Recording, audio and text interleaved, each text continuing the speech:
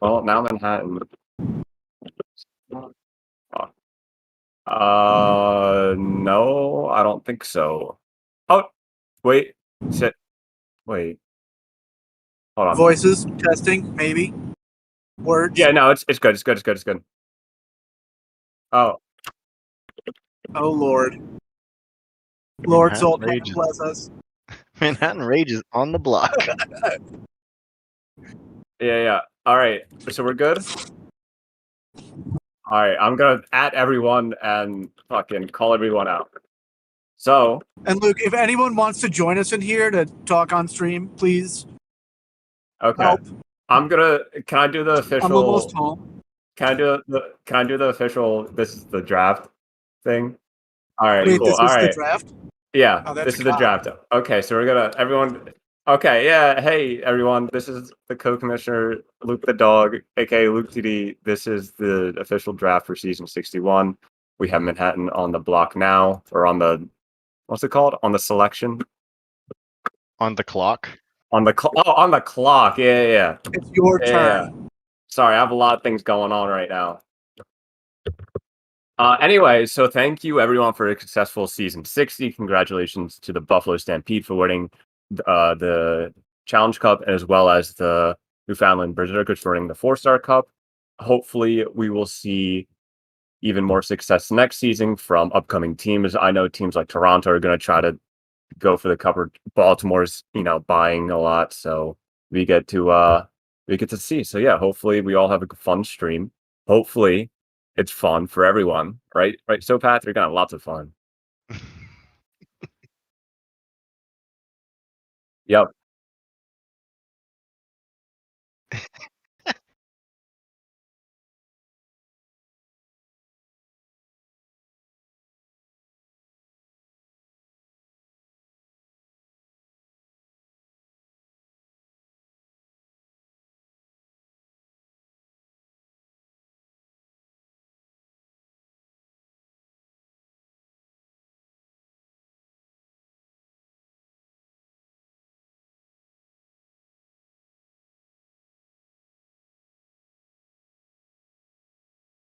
Yes. Internet is fun.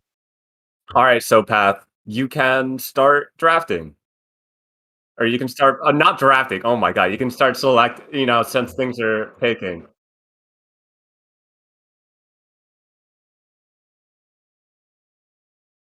I'm not in Manhattan, bud.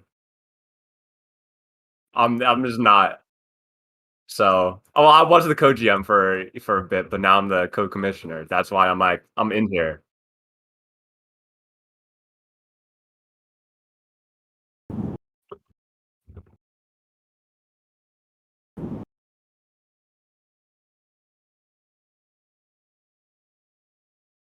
All right. All right, I'm gonna hop out, but We're just going to let the have suspense fun. build here a little bit.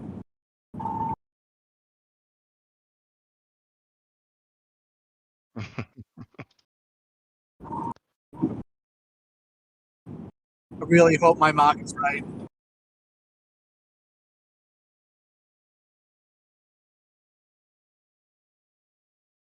Yep.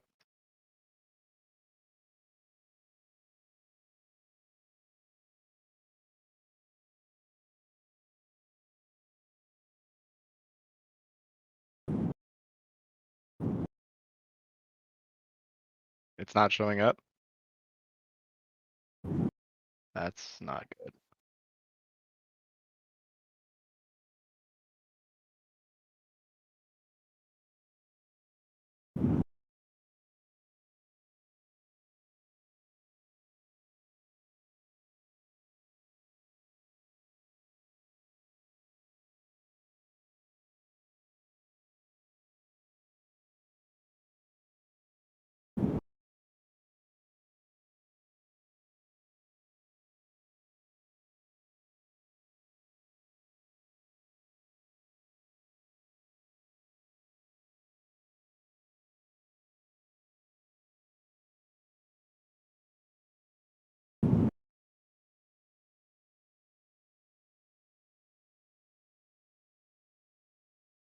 Congratulations to Manhattan for holding that pick in this draft when Schwarzenegger created and just lining up correctly.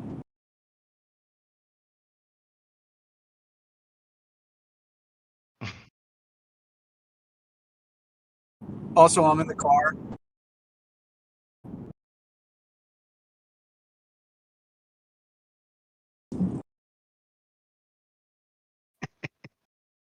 We're getting there.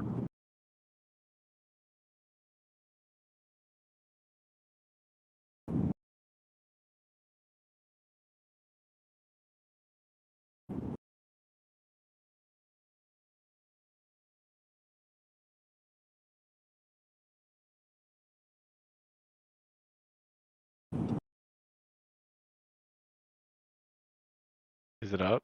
Like,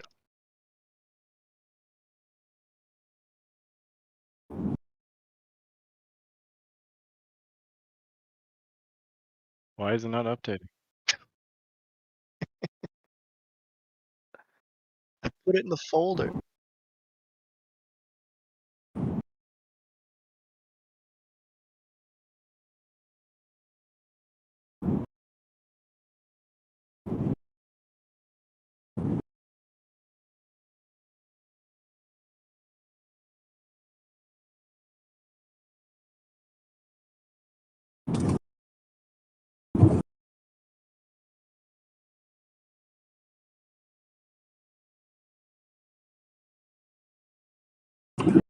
Oh, I think I figured out what the problem is. Just a second.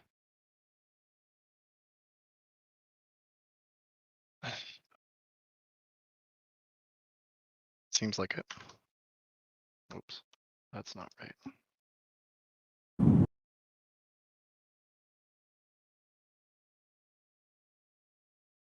Okay. Here, here, here. Okay, there. Try the card now. Pick 2 should be ready to go.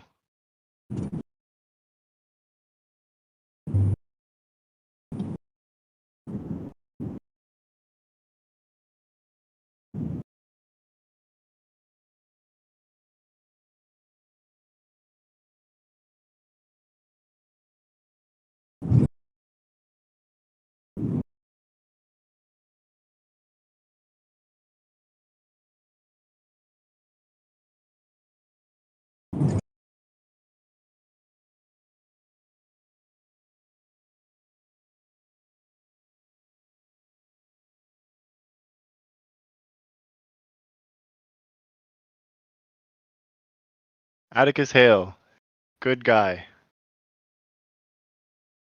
Very good pick. I'm still new here, so I don't really know who the players are. And this is falling apart very quickly. Hey. No, it's not your mic. You're probably muted yourself in OBS. Check it out. You can see the OBS has like a mic, like sound levels. You have both from hearing yourself and the microphone.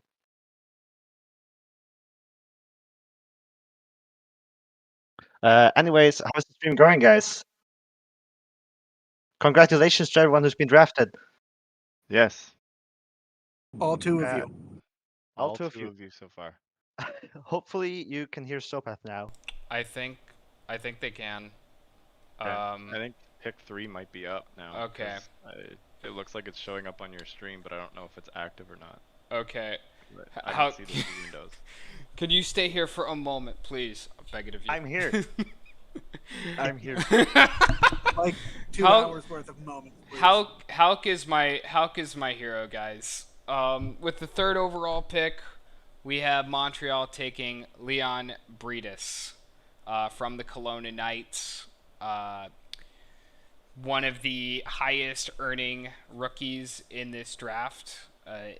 And Montreal, obviously, as a new team, has a long way to go to being a really good team. So they're just kind of building those foundational pieces. And what do you know about this guy? Oh, seriously, this is a great pickup for Montreal. I love Monochroma. He's been such a solid juicer, like, and has a good player. This dude certainly deserves going third overall. It's like this could have been a first overall had it not been for the insane amounts of cash like Schwarzenegger earned. I think we have our 4th overall pick now. Yep. I think it's Should be up shortly. okay. Well, we shall we shall Fourth wait. is announced on stream, so Okay. fourth has been leaked. Fourth has been leaked.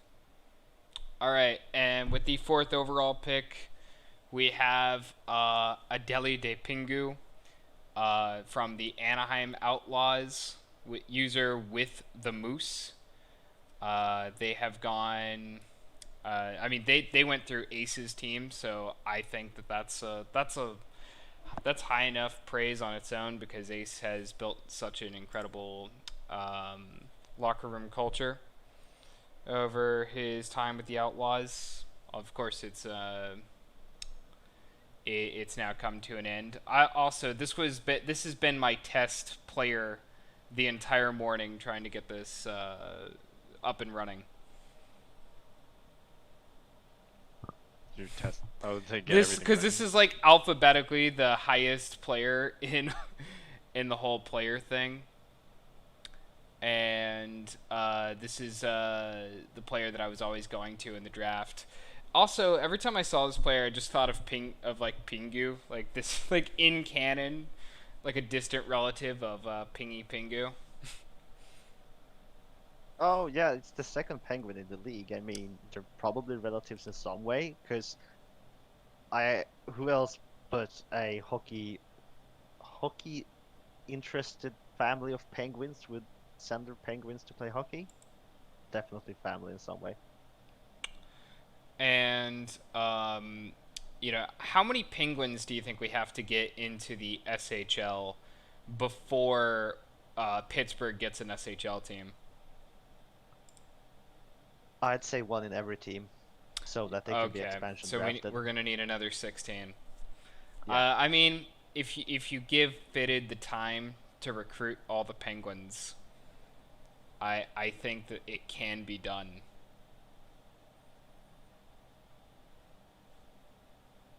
Cool.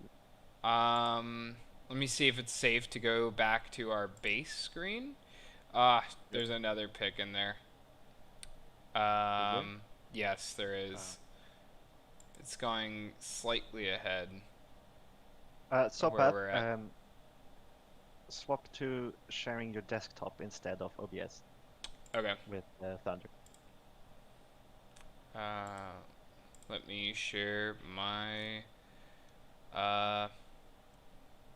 So who's still available? We have Patja Pervalo is top forward, and then Luka Kovacsova, and then Willie Miller, who are the top picks. Intriguing. And Willie Miller is number 2 in TP. Interesting to not have been picked yet, huh?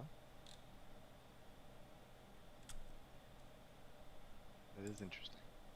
And it seems we have pick 5 to announce, because I don't think we have announced that yet.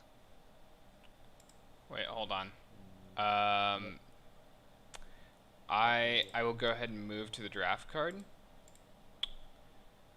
And we have Calgary at 5th overall taking Grogu Manderson from the Anaheim Outlaws, Muerto.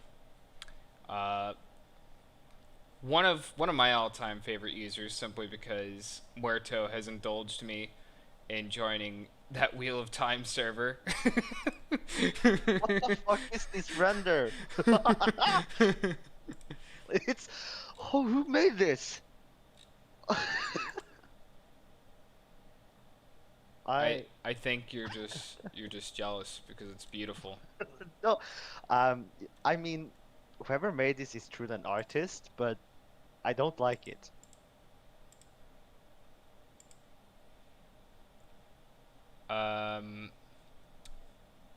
Yeah, I think that it's a little terrifying, but honestly, it has its charm. you know, it really just more is like the kind of thing that I think gives somebody nightmares when they think about hockey.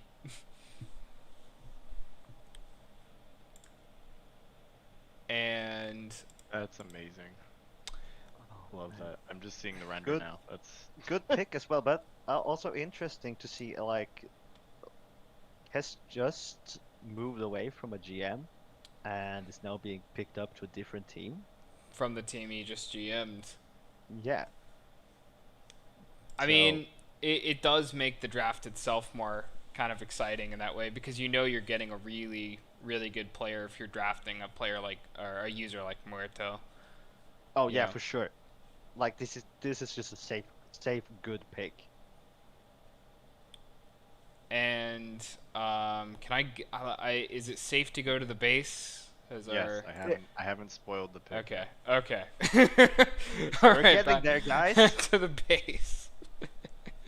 Don't worry. By the end of this draft, we're gonna be a well-oiled machine, but it'll be too late. Well, it is tragically true.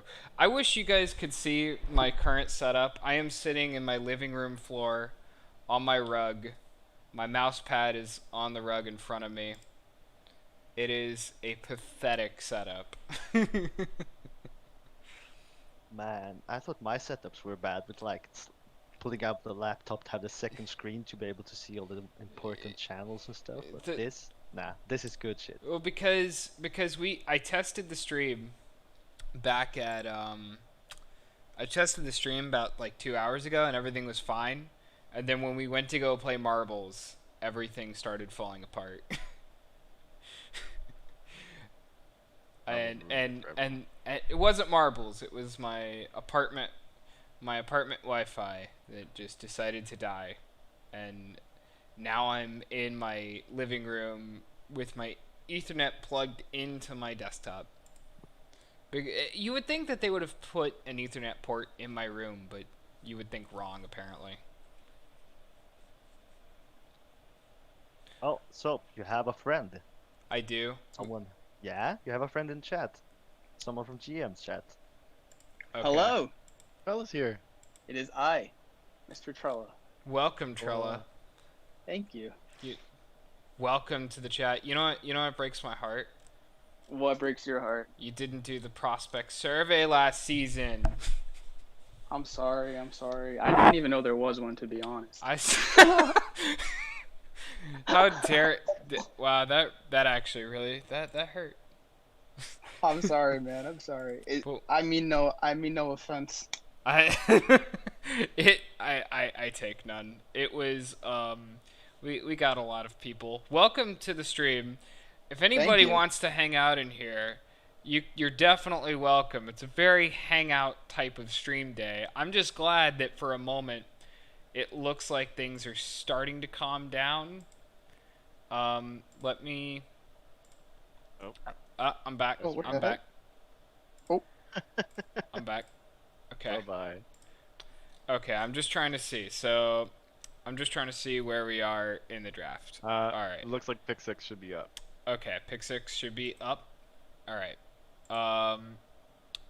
With the 6th overall pick, the Calgary Dragons select Darwin Koff, user Lubinet, 309 TPE, 14.5 million in the bank. Big improvement over where they went in the J draft. Jumping up 33 spots. Ooh, congrats to them. Looks like they had actually a pretty solid rookie season down in the J with a 23-point season. Not too bad. Not too shabby. Yeah, but only on 9 minutes and 58 seconds per game. So Wow, that's actually really impressive. that's a really good rate from Darwin Koff. Unfortunately, not enough to get the Whalers over the hump and beating the greatest J team ever. Oh, the Kraken?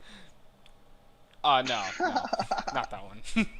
The only downside to this pick is that he's got a Louis Eriksson render, so that might be a red flag. I mean, when it comes to the SHL, Vancouver Canucks fans are unavoidable. That's a shame. You cannot run out of Vancouver Vancouver Canucks fans. But you know what? You are loved, Vancouver Canucks fans, especially the big Yoshi. Probably the most loved user on the site, honestly. The big Yoshi.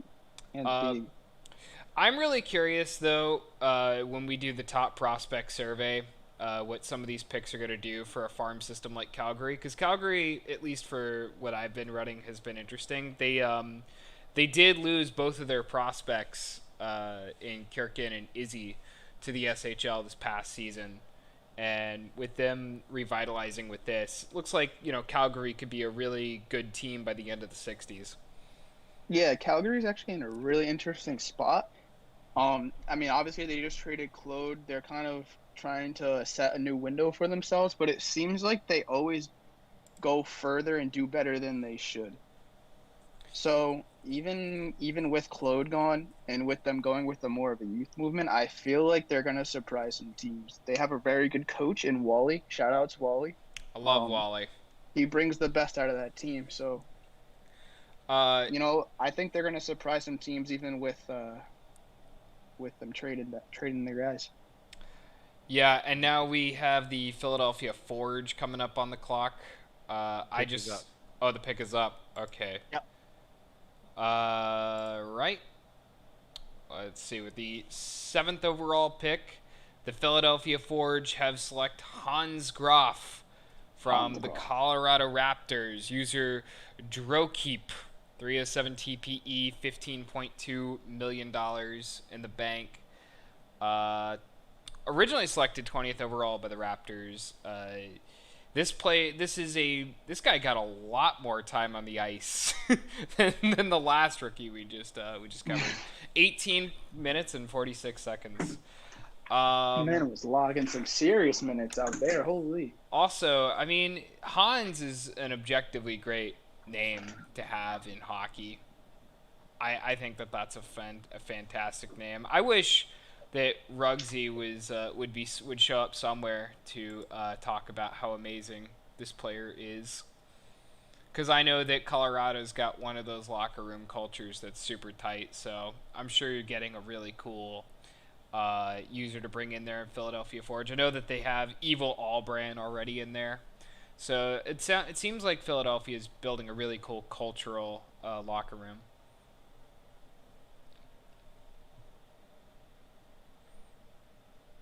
Yeah, if they keep drafting these Colorado guys, it's going to be pretty cool. Because I already have a lot of boat gang fellas in their team, so they're going to have a little hybrid squad with the Raptors and the Armada. Looks like.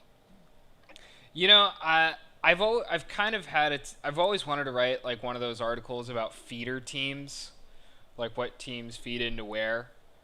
So it is kind of cool to think about the places where they do converge. And I mean, there's just certain teams that if you're drafting from there, you're getting a player that's gonna contribute to locker room culture, and that makes those places a little more. It gives a little more incentive to go pick from there. Yeah, a lot of it has to do with who's the GM of the SHL team, who's in their war room, because most of the JGMs will end up being in a war room of their SHL team, just for at least even for scouting purposes. So there's a lot of there's a lot of pipelines going on just from that. I have like New Orleans' pick is in as well. All right.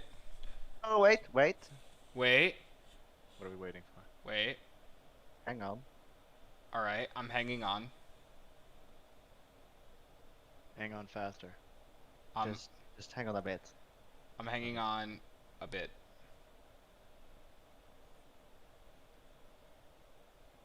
But I'm just gonna put up hello, the pictures. ACAP. Oh, I just deleted 13 files from the Dropbox. I wonder what that's about. That was ominous. Hulk, was that supposed to happen? Probably not. Oh no, don't tell me that. Just go into your. We have Luke here just now, right? So, however. Luke Yeah, the Luke dog is is here. Am I announcing it? Yeah, if we haven't had an announcement, we're gonna need one now. Perfect. Are you gonna move to the trade Oh. screen? Yep. Cool. So Wait. Why? Hold on. okay, We need to. we're vibing. we, We're vibing. We're good. Vibing. everything is vibing. Let me go quickly and get that, because that has gone awry, hasn't it? Well, we can just not use it. We can not use it too, but I will Perfect. still go grab it. User words. Okay. Well, I'll just say it now, so then people will know, and then you can make the pick, and then you'll use it next time there's a trade. Okay. Okay, so this is an official trade that Tampa Bay receives New Orleans season 63 first and New Orleans season 65 second, and in return, the New Orleans Spectres will receive Tampa Bay season 61 first, which is first overall, or which is 8th overall. So, from that, New Orleans is now on the clock. Wow, that Tampa right GM's on. a real dingus, isn't he?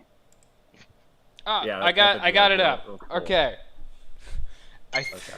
Bless.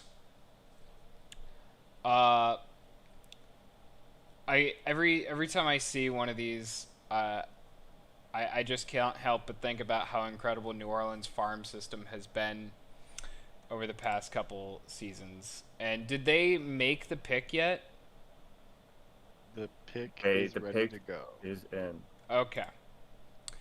And with the 8th overall pick, the New Orleans Spectres select Thomas Zadina out of the Kelowna Knights, Caltroit Red Flames, 314 TPE, 19.5 million. I mean, Caltroit probably doesn't need a big introduction as far as to, what a quality pick this is. Caltroit, kind of an all-time big user. I'm sure Thomas Zadina's a player that there's a lot of really strong expectations for.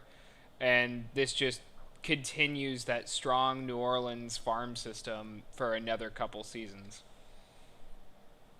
Yeah, New Orleans is looking to be very strong in the future.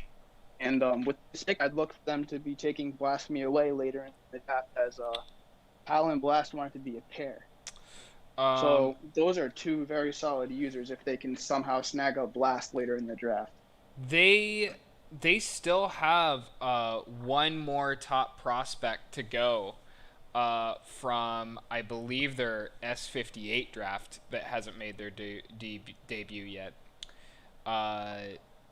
Which I won't give away yet, but so far in the prospect survey, they've been looking like top 3 or 4.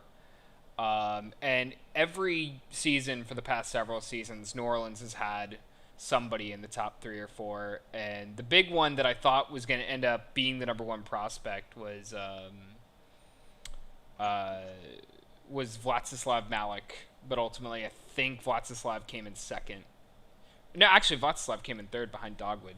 But anyways, New Orleans has just had such an incredible farm system for so long that it just feels like there's never an end to it. And this is just a perpetuation of that. Yeah, they definitely have a bright future ahead. Like they probably held on to their old core maybe a little bit too long, but now that they've kind of blown it up a little bit, and they had a rough season, and they'll probably have another few rough seasons, but it takes time to rebuild, and with the guys they're getting, they should be very solid in quite a few seasons. It definitely hurt to pass up the opportunity to take a guy like Cal. He's one of my best friends on the site, and he is like A+ user, A+ guy. So they're getting, honestly, a steal at 8. Yeah, I was gonna probably say, I mean, to get a user where you almost have like that guaranteed feeling that it's gonna be a good player, to get that at 8th overall is really lucky. To have an opportunity like that, and I'm sure that's why they executed and made this move. It's no secret that that's one of the guys I wanted to take at 8, and it sucks that I had to trade the pick, but it's a business, I guess. Hey man, it's you should go message Cal and just make sure they know. Hey man, nothing personal. It's just trust business. me, I already did that. Cal is my boy. Shout outs, Cal. So Hamilton I was going to say, fun fact about Hamilton. I think they had one prospect make the top 25 last season, but that one prospect, Dogwood Maple, was so good that it dragged them into a top 5 farm system. And that pick came because even though I think they were like a contending team for the Challenge Cup, they might have even won. They played their cards right and ended up with the 5th overall pick to make that selection. It just feels frustrating that, with Hamilton still being so good, here they are, 8th overall, is this 8th or yeah, 9th overall, sorry, and maybe getting ready to select another really great player. Yeah, such as the Hamilton and Buffalo way, I suppose. Yeah. Stop trading first to the Great Lakes, guys, please. Do you guys need? It's kind of like how in college football everybody's banding against the SEC. Just every division needs to band against the Great Lakes, or the former teams of the Great Lakes, really. Yeah, because Chicago's still a Great Lakes team. We all know it. Once you go Great Lakes, you never go back. It looks like Hamilton's pick is in. All right, with the 9th overall pick, Hamilton will take Gabe Goonie Waters Herrick, Nor. Legend himself. The most handsome man in the SHL. The man with the wildest render I've ever seen. I love it. Nor has an amazing mustache. That's all I can think about when I see Hamilton making this pick. They might have made this pick just because of that mustache. I'm sure that Nor might be disappointed to not match up and go 7th overall again, just so that way you can have the fun anecdote of going 7th overall in the J and 7th overall in the SHL. But I don't think that there's any doubt in this pick. It's Nor. I mean, this is a no-brainer. Nor's a Hamilton lifer. Like, he named his character after 3 Hamilton Steelhawks. So, I think as soon as you see the player name, you know where he's going in the draft. Yeah. Nor could spend. Nor doesn't even have to do anything for the next several years, and he'd be able to buy training and like the weekly training and seasonal training, and just be completely fine with $74 million in the bank. Yeah. Also, another good Colorado Raptor. And bank aside, getting a guy like Nor for any team is an instant, just absolute boost your locker room. Not that Nor wasn't already in the locker room and one of the most active members of that locker room, but getting a guy like Nor back on your team, that's just a no-brainer. Like, I think Halsey and the Hamilton Steelhawks management would make that pick with their eyes closed. All right, you guys seem to be handling this fine, so I'm gonna check it back out. I'll be back in if you need me, or if I feel like coming back. So good luck keeping on the stream, guys. Please come back. All right, Will man, have do. a good night. You're doing I great. love you, Alcohol. I love you guys. Alcohol is always busting me out of everything, isn't he?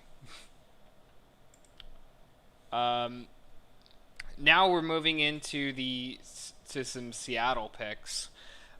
Seattle has had a pretty solid farm system over the past couple seasons. Seattle obviously has a great culture. I have nothing but love for Seattle. The people over there have helped me tremendously with my top prospect work over the past several seasons. And of course, they feature such incredible players, such as the Big Yoshi. It really is a quality locker room, and I'm personally really excited to see who they add on to that locker room with here. Yeah, those guys have some top-tier managers too. Tig is one of the best in the business, and Reed is a newer user. Well, I guess he's not too new anymore, but anyone that knows Reed knows that he knows what he's doing. He's definitely a solid co-GM, probably deserving of his own team in his own right. So, whoever they pick here, I'm sure that they are going to get a stud. It looks like the pick's in. And the pick is in. All right, with the 10th overall pick, the Seattle Argonauts select Landon Fisherman of the Vancouver Whalers. So this is, I mean, in universe sense, a local player, just from on the other side of the border, now going down to Seattle at the conclusion of their J career. I personally don't know a ton about this user, but you know you've seen Colorado and Vancouver pop up a bunch so far, and I don't think it's any coincidence. People just know that you get players out of there, and it'll do wonders for your locker room. Yeah, Vancouver has one of the deepest and richest histories in locker room culture. So, getting a guy from Vancouver is always good. They have a pretty good track record, so good pick here. Yeah, I mean it certainly does help at the blue line. I know that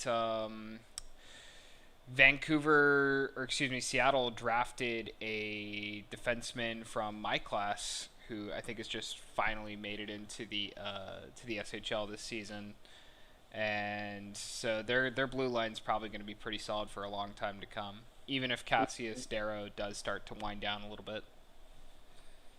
And especially when you're picking D-men, the other thing is that generally defensemen have the highest value out of any position. So even if one of your defensemen that you draft doesn't end up playing for your team, you're going to get good value out of that player in a trade. So I don't know what their plans are, but given how many defensemen they're going to have, there might have some tough decisions coming out, but I'm sure they'll make the right choice for their team. And, you know, their window is pushed back a little bit because of a couple moves they had to make, but their future definitely looks bright. I mean, I I can't disagree at all. I'm hoping that Seattle is going to be pretty good in the future. I have so many friends over there, and I'm hoping that they're going to have a really competitive future just for that. I think with who they have at the head of the team, they're going to find a way to be good. I forget, was for this mock draft, did they have goalies, like a goalie over under, like how many like where would they go, the first goalie? I'm honestly not sure. I haven't really looked at the mock draft, to be honest, because I just get the average. I'm really curious to see when that happens, because I think this is another one of those seasons where we had a really high earning TPE goalie, and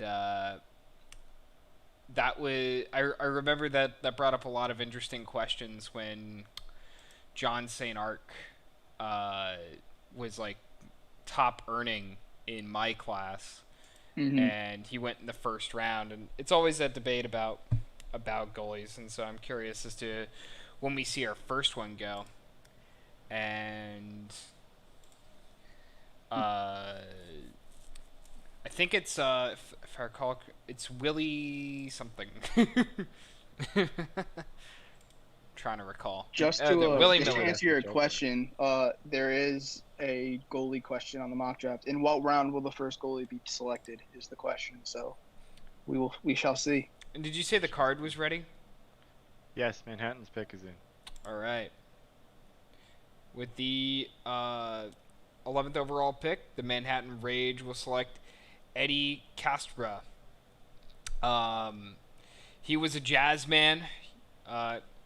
Great.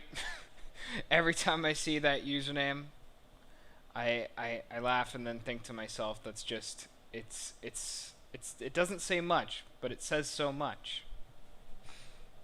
I personally love this pick for them. He was a Jazzman's player before this, was David Castroba, and he was a long time Manhattan Rage. So they're getting a guy who they're very familiar with. They're getting a guy who's acquainted with the locker room and is honestly a legend for that team. So I feel like this is a really solid pick for them. They're kind of getting a known quantity, and I don't really have much to say about it. This is kind of a no-brainer for them, I feel like, and it's a very good pick. And continuing the trend of taking the blue liners, taking the blue liners early. I mean, I think it just reinforces everything you were saying about the value of blue liners. Yeah, I mean it's a very important position in the sim, and every team is looking for big blue liners. They're not as easy to come by as forwards. Because more people create forwards. That's just how it is. Um, so getting a known quantity, someone who can really be a franchise player for them for many seasons on D is going to help them a lot with their rebuild. So I love the pick here. Yep. I mean, it's a really solid pick by the Manhattan Rage. And now we have Seattle back on the clock again. Uh, I think that I think it's a promising future for both Manhattan and Seattle. But in particular, I just have a lot of excitement about Seattle because I just know so many of those members. Manhattan, though, does look like they're building up a really solid cultural foundation. It looks like Seattle's pick is in. They did this one quick. Yep. And with the 12th overall pick, the Seattle Argonauts select goalie Willie Miller, user Sebster from the Nevada Battleborn. This has been a phenomenal prospect so far as a goalie. Had to, kind of had a brutal year just in general because Nevada had a brutal year. And that tends to happen, but Willie Miller probably was looking like the best goalie prospect in this draft, which is really essential for Seattle after Jano Rosejak ended up not working out. Yeah, I mean, people like to say that goalie TPE doesn't matter, but without a solid goalie, you're going to lose a lot more games than you like. I experienced this firsthand last season. So, yeah, I like the pick here. Every team needs a good goalie, and I assume they had good talks with this guy, and they must really like him. So I'm sure they're happy with this pick, and I like it. I'm also happy to see Nevada Battleborn players going early. Nevada has been looking for that big kind of like transitional player who they had in the J, they developed, and then going into the SHL being really good. They've had some good players, but like Rocco Strongo, but Rocco ended up going to Colorado before their career was over. So hopefully this is like the beginning of a new era in Nevada. And with the way I know that their management's changed, and Jesse and Second Sucks over there are phenomenal. And looking forward to seeing what Willie Miller does for the future of that franchise in Nevada and Seattle, way down the line in the future.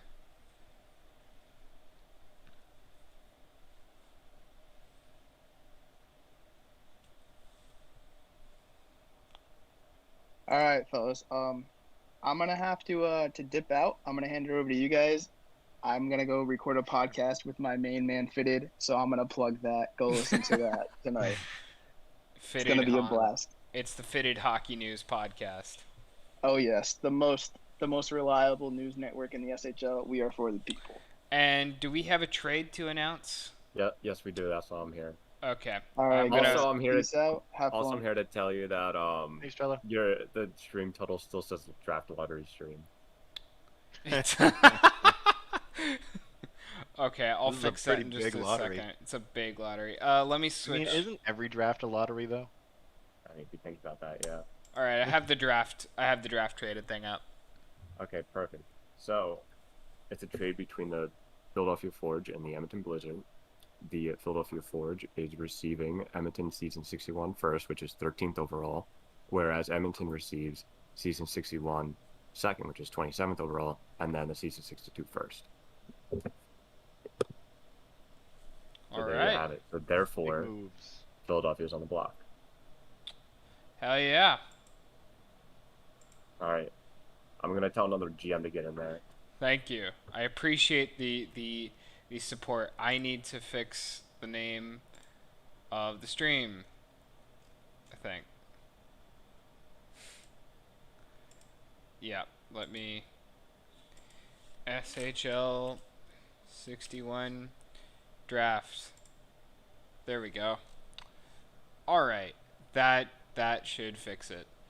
Um, I'll tell you what I know about Edmonton. I know that Boom and Soda now run Edmonton. I don't know Boom too well, but Soda is an awesome user, and they've been looking for a way to get into management for a little while, and I'm sure that they're going to do great things with Edmonton. I really look forward to tracking Edmonton's farm system through the seasons. They might be getting some really good call-ups potentially after this season. I don't know what the status of players like Pasta the Turtle and Sven Svechnikov, or even Slavikov, Vladimir Shenko are going to be. But if they start, they've put together really quality drafts in recent seasons, and I'm really looking forward to seeing what they're able to do in the future. And is the pick in? Looks like it might be. Just give me a second. I'll Yeah, check. just let me know when.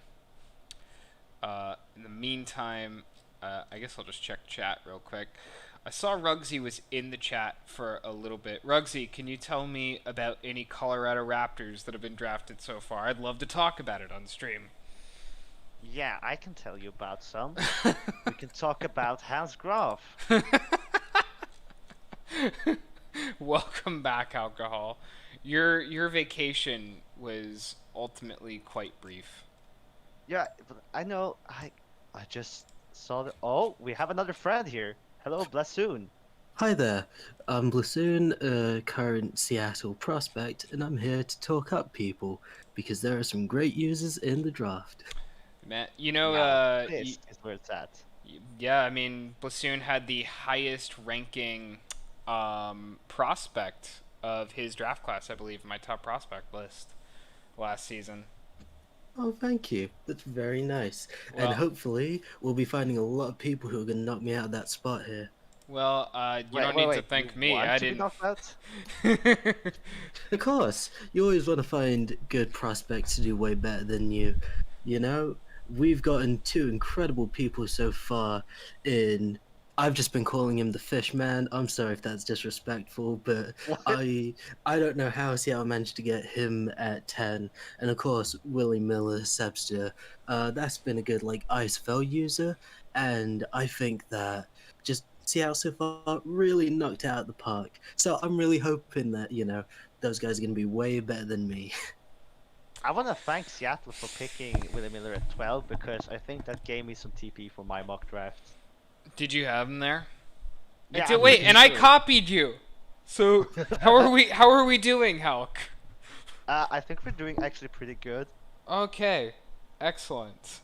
Oh god, no, the mocks got busted so quickly. So quickly. But New England No, wasn't no, even not picking really. early. What? You know, because you remember the meme how back in the day New England always busted up the mocks. Yeah. I mean, do you remember when when I was supposed to go like 9th overall, and then the whole Oh, thing yeah. completely went sideways? Okay, it looks like Philadelphia's pick is in. All Ooh, right. can't wait to see it. Ooh, okay. With the 13th overall pick, the Philadelphia Forge will be taking Connor Snooks from the Nevada Battleborn. User Alaris. Let me tell you a little bit Oh, about wow. Alaris. Alaris plays enough Football Manager to notice that I'm in the Zealand Discord, even though it was only on the screen for a fraction of a second.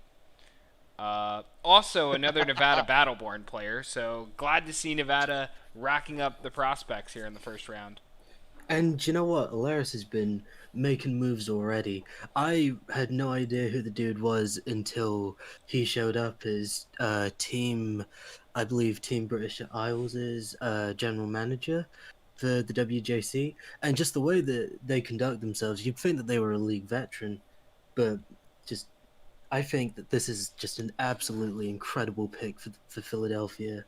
Of course, they haven't hit that 300 TP boundary like some of the top picks have, but at the same time, SHL careers can just go on forever, and you're looking for that long game. And I think that Loris has really shown that drive to keep going, and just the qualities you want in a pick for the long term. I mean, I'm really just happy to see Nevada starting to really kind of like set that precedent for their organization of being that kind of team that you can go and grab players from. I mean, they've got just incredible management. Every interaction I've ever had with Second Sucks and Jess has been really phenomenal. Great users. I was really happy. I'm really hoping that they're joining the pre-SMJHL draft conversations next week. In general, just Nevada's great, and also Philadelphia, another solid pick for them. I'm really excited to see where some of these what some of these prospects are going to do for Philadelphia as far as the perception around their farm system going into this next season. But Philadelphia looks like they're building a really solid farm system. Yeah, they've just as far as like expansion teams go, you just got to start wondering, just like when it all starts to come together with all of these like players that they've accumulated now, just boy, they're going to be scary. Thank God I'm in the West. Also, someone has to pick Nate apparently. I'm Yeah, not pick sure. my boy Nate. What's his player's name? That's Pacha Perevalov. All I'm right. sorry if I butchered that, Pick but I'm hoping to see him soon. pick Petya Portovalov. Great forward, probably. I'll just take the word on it. Also, by Tor with the drive by on me. I would have been the greatest 9th overall pick of all time by Tor. I'll have you know. But yeah, you gotta somebody pick Nate. We're all waiting for it, and there's always a faller every season. Somebody just falls, and it's always a big surprise when it happens. And it was me in my draft. And look at you now. Yeah. It looks like Minnesota's pick is up. All right. I'm also dipping out again. You got some new friends, so. I did. Oh, Alaska's in here. Wonderful. Hello, Alaska. How are you? And Minnesota, they picked Nate. Oh boy. Look, Well it's my done. boy. I think it was me. That was all me. I manifested that. I think you just spoke it into destiny, mate. I spoke it into existence. Oh. Let's reflect on Nate's excellent 26-point season in their rookie year. Well done helping the Carolina Kraken presumably do something. But maybe in the future, this will be the player that helps Carolina to become one of the best teams in the J. And maybe in the future after that, they're just part of an excellent Minnesota offense. And it's not just about like how they've been performing on the ice. Being in the Carolina locker room with them, just immediately I was blown away with how dedicated they were. We've got a separate like sim results section for this season. They've just been in there constantly posting the results for everyone else. I don't even know how. I don't even have permission to do that yet. But they've been doing it like crazy, just keeping everyone informed when we can't all catch the games. Really everything that you just want in a good teammate. Well, Carolina is one of the most active kind of locker rooms you have in the J. You can look through. They have tons of players that have worked out and become great SHLers. So it's one of those teams that you draft from, knowing you're probably getting a pretty good prospect.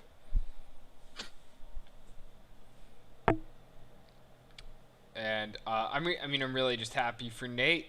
They finally have gone. Me too. Congratulations. And we are joined by 39 Alaska 39, the second user in this call with 39 in their username. Fun fact. Best number ever. It's a great number. It is a good number. Uh, 39 Alaska is the co-GM of the New England Wolfpack, and really appreciate them taking their time to help out with this very community-based draft that is going on. 39. Yeah, no, I was like, oh no, Sopath needs friends. I'll come say hi. He does. He needs support. Were you here for the beginning of this where I told the stream that I am sitting on the rug of my living room floor with like my whole setup on just the floor of my living room running this? No, I did not hear that I was here when the stream started, but I did not hear that because I was not actually having the sound on to start with because draft call. I'll show stream later, but I just posted my setup for right now in the New England chat. I will definitely keep it because that sounds like it's a setup that you're like, well, it works, but this isn't what I would prefer. No, I'm actually getting sunburnt right now. Oh, wow. Because I'm right by my window, my patio, and I feel like I'm going to get a tan doing this draft. I mean, there are worse things to get during the draft. You get drunk during the draft. I mean, we could. Ooh. That'd be good. If maybe not for us, but if I hadn't been so busy trying to get this set up, I would definitely be having some beers right now. That was the worst draft experience I ever had was co-hosting with alcohol, and I didn't have any beer, and that was a sad day. No beer is sad. That's true. It is absolutely a sadness. You know what else is kind of sad? That Hamilton is a really good team. Yeah, that, and also that Hamilton's a really good team with another 2 picks in the first round. And the first one is posted. It is? It's up and ready. Okay. We have at 15th overall Hamilton taking Big Noof. Big Noof was a user that I desperately wanted to end up in Newfoundland. It just wasn't meant to be. Of course, Toast had to go out there and get him when we wanted him, and it was sad. But Noof had a crazy season in the J. I mean, they scored 16 goals as a rookie. Is pretty great. I think that's more goals than I have in my entire J career. Yeah, I mean, so it just goes to show you that they were immediately productive on the ice, and I am really curious to see how Big Noof is going to turn out in the Hamilton farm system. This also just a great player name in general, Big Noof, very catchy. You got to appreciate the good player names in the SHL, honestly. I really wish that there was one player in the SHL that would spell their name was Sean, but they spelled it like SHON. Because I had a player like that in Out of the Park Baseball, and I would start them only just because their name was so cool. I just liked Sean with an O in it.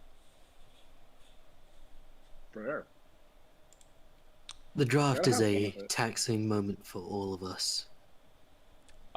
Yes. Yes, it is. I mean, it's a taxing moment, really, for those who have to, wait a really long time to find out where they're going. Oh, I bet. I'm just glad that we seem to be going, fairly fast here. Are we? Honestly, I don't know.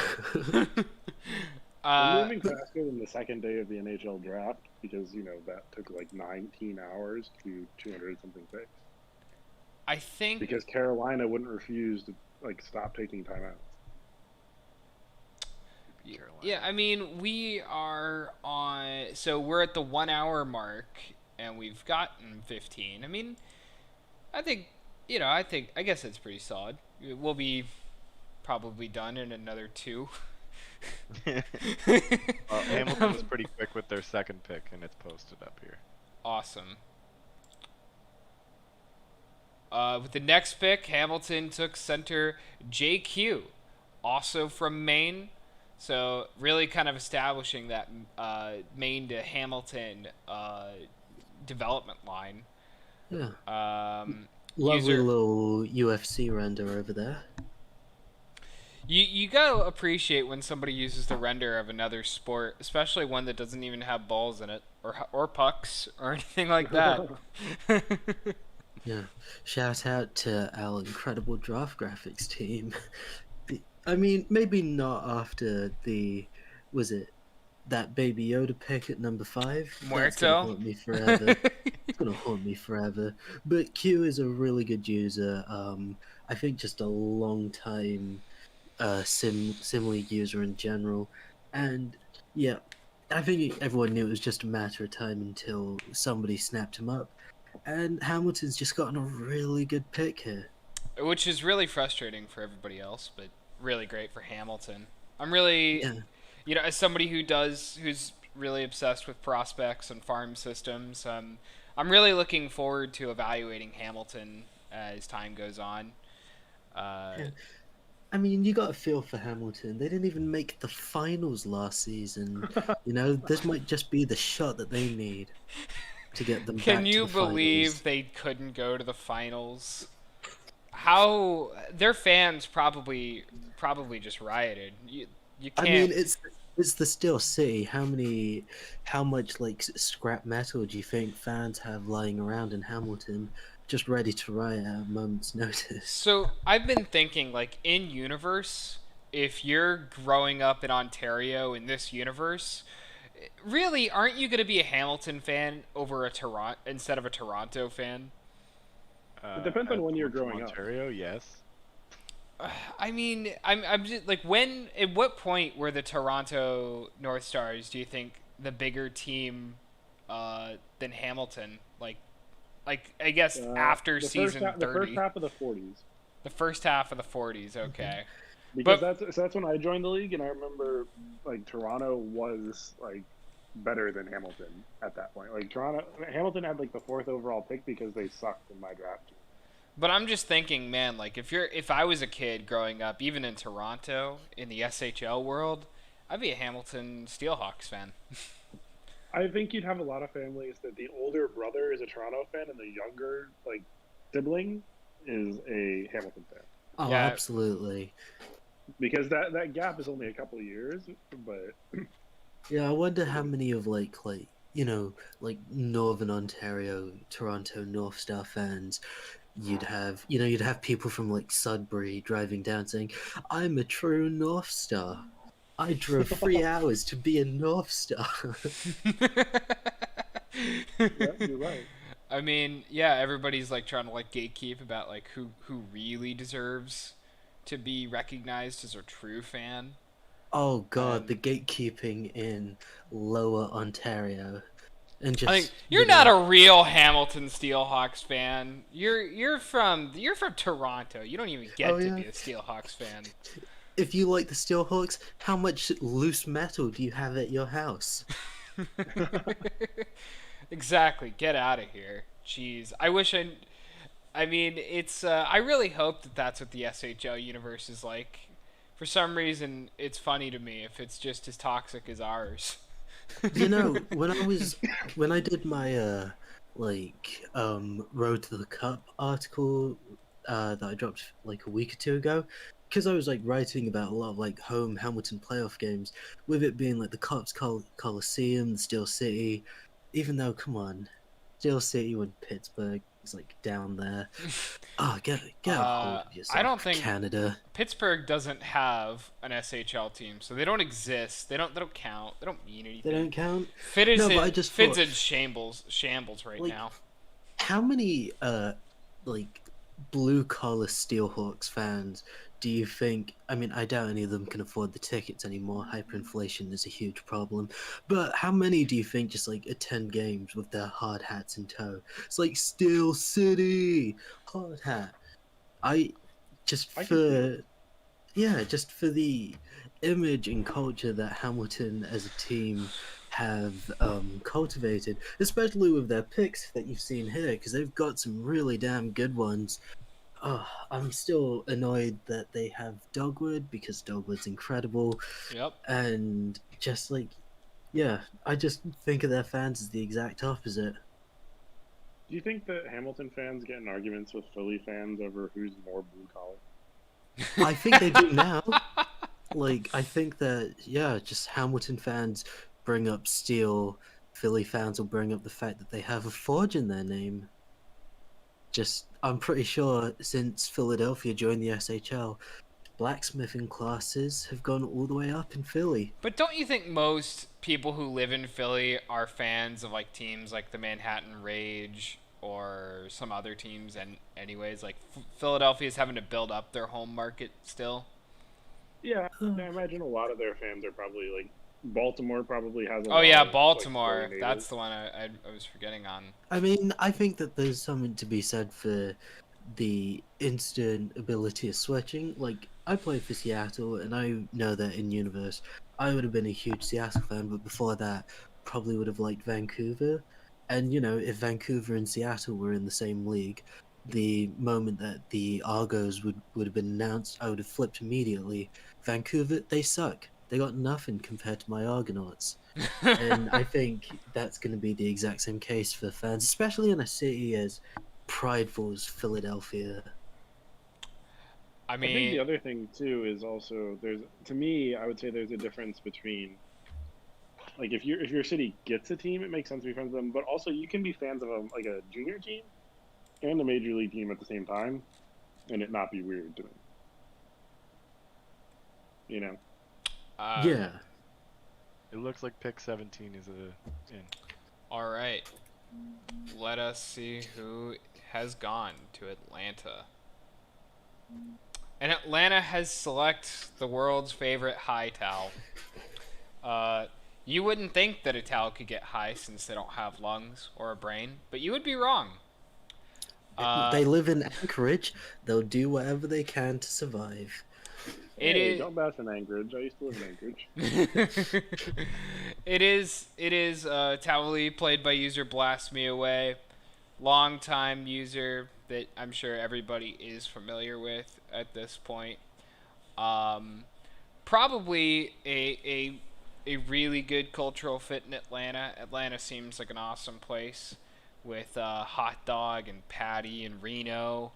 And adding Blast Me Away is just going to make it that much more fun of a place. Also, look at those J numbers. 25 goals, 19 assists from a rookie in only 12 minutes and 31 seconds of ice time per game. Talk about efficiency, lads. Oh, man. I think that you would think that a towel wouldn't be very good at hockey. I But think apparently you'd be actually, wrong. I think actually it has to be the complete opposite, because of course, you know, have you guys heard of curling before? It's one and the same. It's all experience, and clearly Towley used that to just absolutely decimate the roster and help Anchorage make what I believe was their 4th straight finals appearance. It's been a lot certainly, but how do you even check a towel? You don't. You don't. That's why you do so well. That's Why why he's they're so so good. good. Yeah. What a god. Well, solid pick on Atlanta's part. Absolutely. Going out there, getting because apparently that was the strategy. You just go get a towel. Get a towel. Go get a towel. Jeez. Now, I really hope that that now that this exploit in the sim engine has been found, next draft we can expect to see nothing but towels in the first round. Probably. 1 foot tall, maybe half a pound. So And Pittsburgh won't get its Penguins team. They'll get a team full of towels. Terrible, terrible towels. Alaska, you're a SHL GM. Where do you think is the best place to scout towels? The best place to scout towels? I'd probably go to Egypt. You know, they have a history of good cotton. All right. And so that'd probably be where I'd be making my first scouting trip. Can you confirm the rumors that you were seeing in the Bed Bath and Beyond before this draft? I will neither confirm nor deny that. Interesting, interesting. Calgary's pick is up. All right. And we have 18th overall to Calgary. It is Duncan McKenzie, right winger out of Kelowna. Kelowna, it looks like it's becoming almost like a feeder system into Calgary. It's just a The straight Mike slide. Izzy Kelowna Yeah. connection. Exactly. So just know, if you get drafted by Kelowna in the J draft next weekend, you're a future Dragon. It's very Hope you like possible. Parmesan. I was both with my last player. It's a strong possibility. There are definitely worse places to be drafted than Calgary. Duncan McKenzie, pretty solid season in the time that they were given. Made a big jump from where they went in the J draft, SHL draft. I think the main thing that I just remember from when I was looking at this user going into the J draft is the fact that they're another Canucks fan.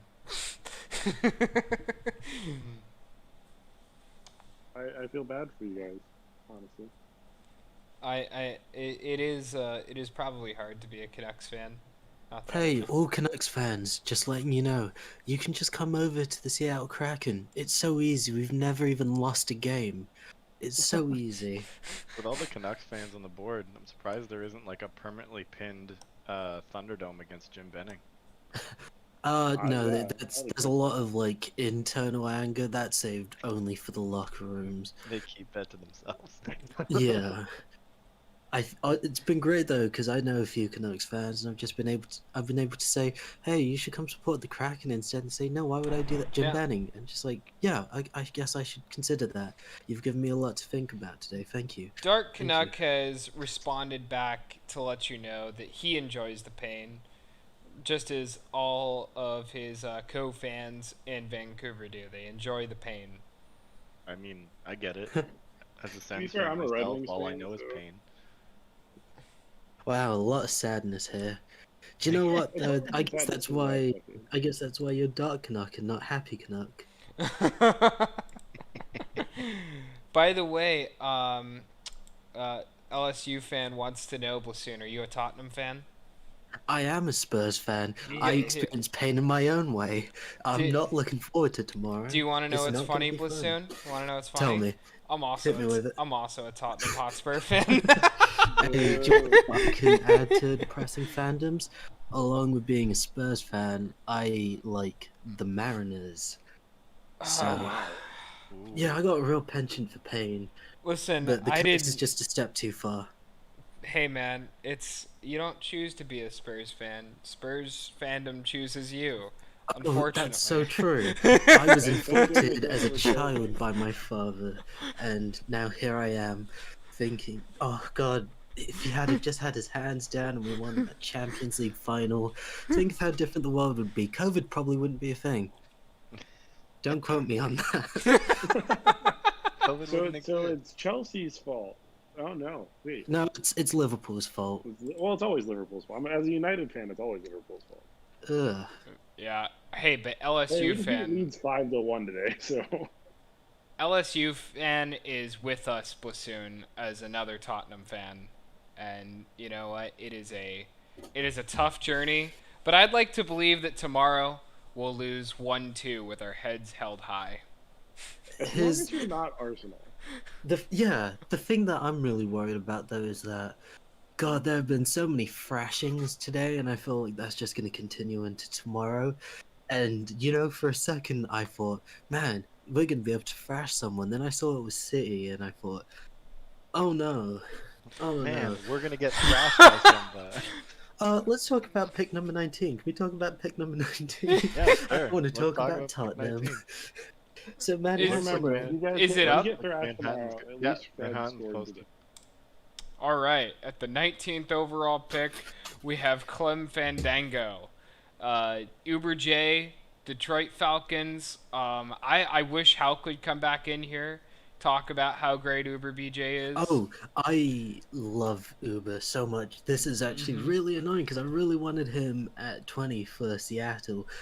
But Uber, an outspoken Liverpool fan, I mean, that's the worst thing about him. Outside of that, I've had the great pleasure of knowing him in the ISFL.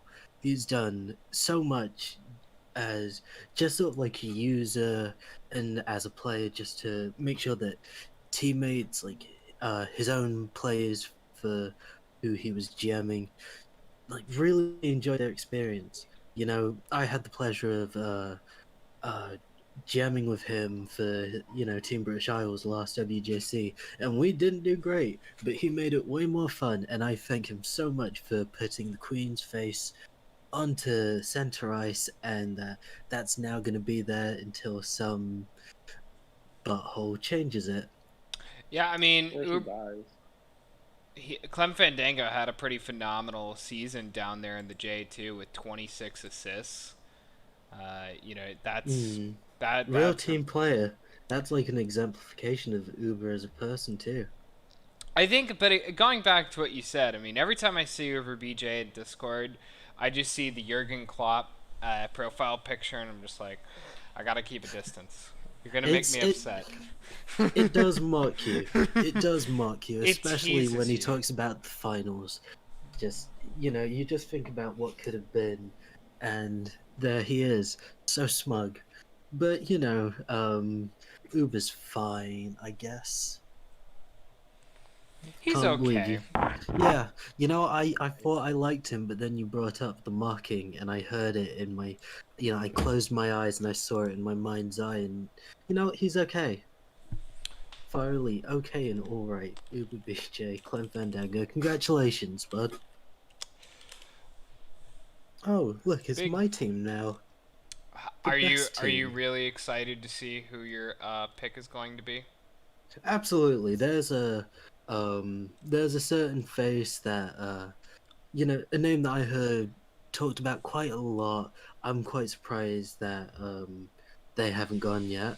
And if I know Tig, then I think this person is going to be pretty great. The pick is in, so let's see who it is. Let us see who this pick has been. With the 20th pick in the SHL Draft, the Seattle Argonauts pick Max Manning. Ooh, absolutely. I mean, rest in peace to everybody's mock TPE, but we got an absolute beauty here. Also, another Colorado Raptor.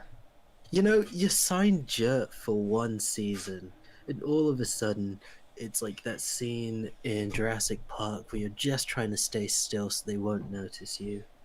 It's like Colorado's going through one of those golden generations right now. They're going to be able to look back years from now and be like, wow, you guys remember when we drafted all those guys who ended up being high draft picks? They're having a real renaissance, I think. Yeah. I'm so happy that Seattle were able to get Max. He was dropping, we picked him up, and I think that, like, when you look at now the centers in the pipeline, obviously you got Kermit Murphy, who I think is just coming up now. You've got me, and now you're adding Max Manning along with in the prospect pool.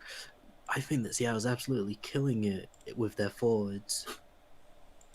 Yeah, I mean, I'm really excited to see what Seattle's future is going to be. It's just cool seeing another center kind of go in, building that team really solid up through the middle. And I think we've talked about Seattle a lot, I think, since this draft kind of began, that Seattle was building a really cool team that I'm really excited to watch go on as time goes on.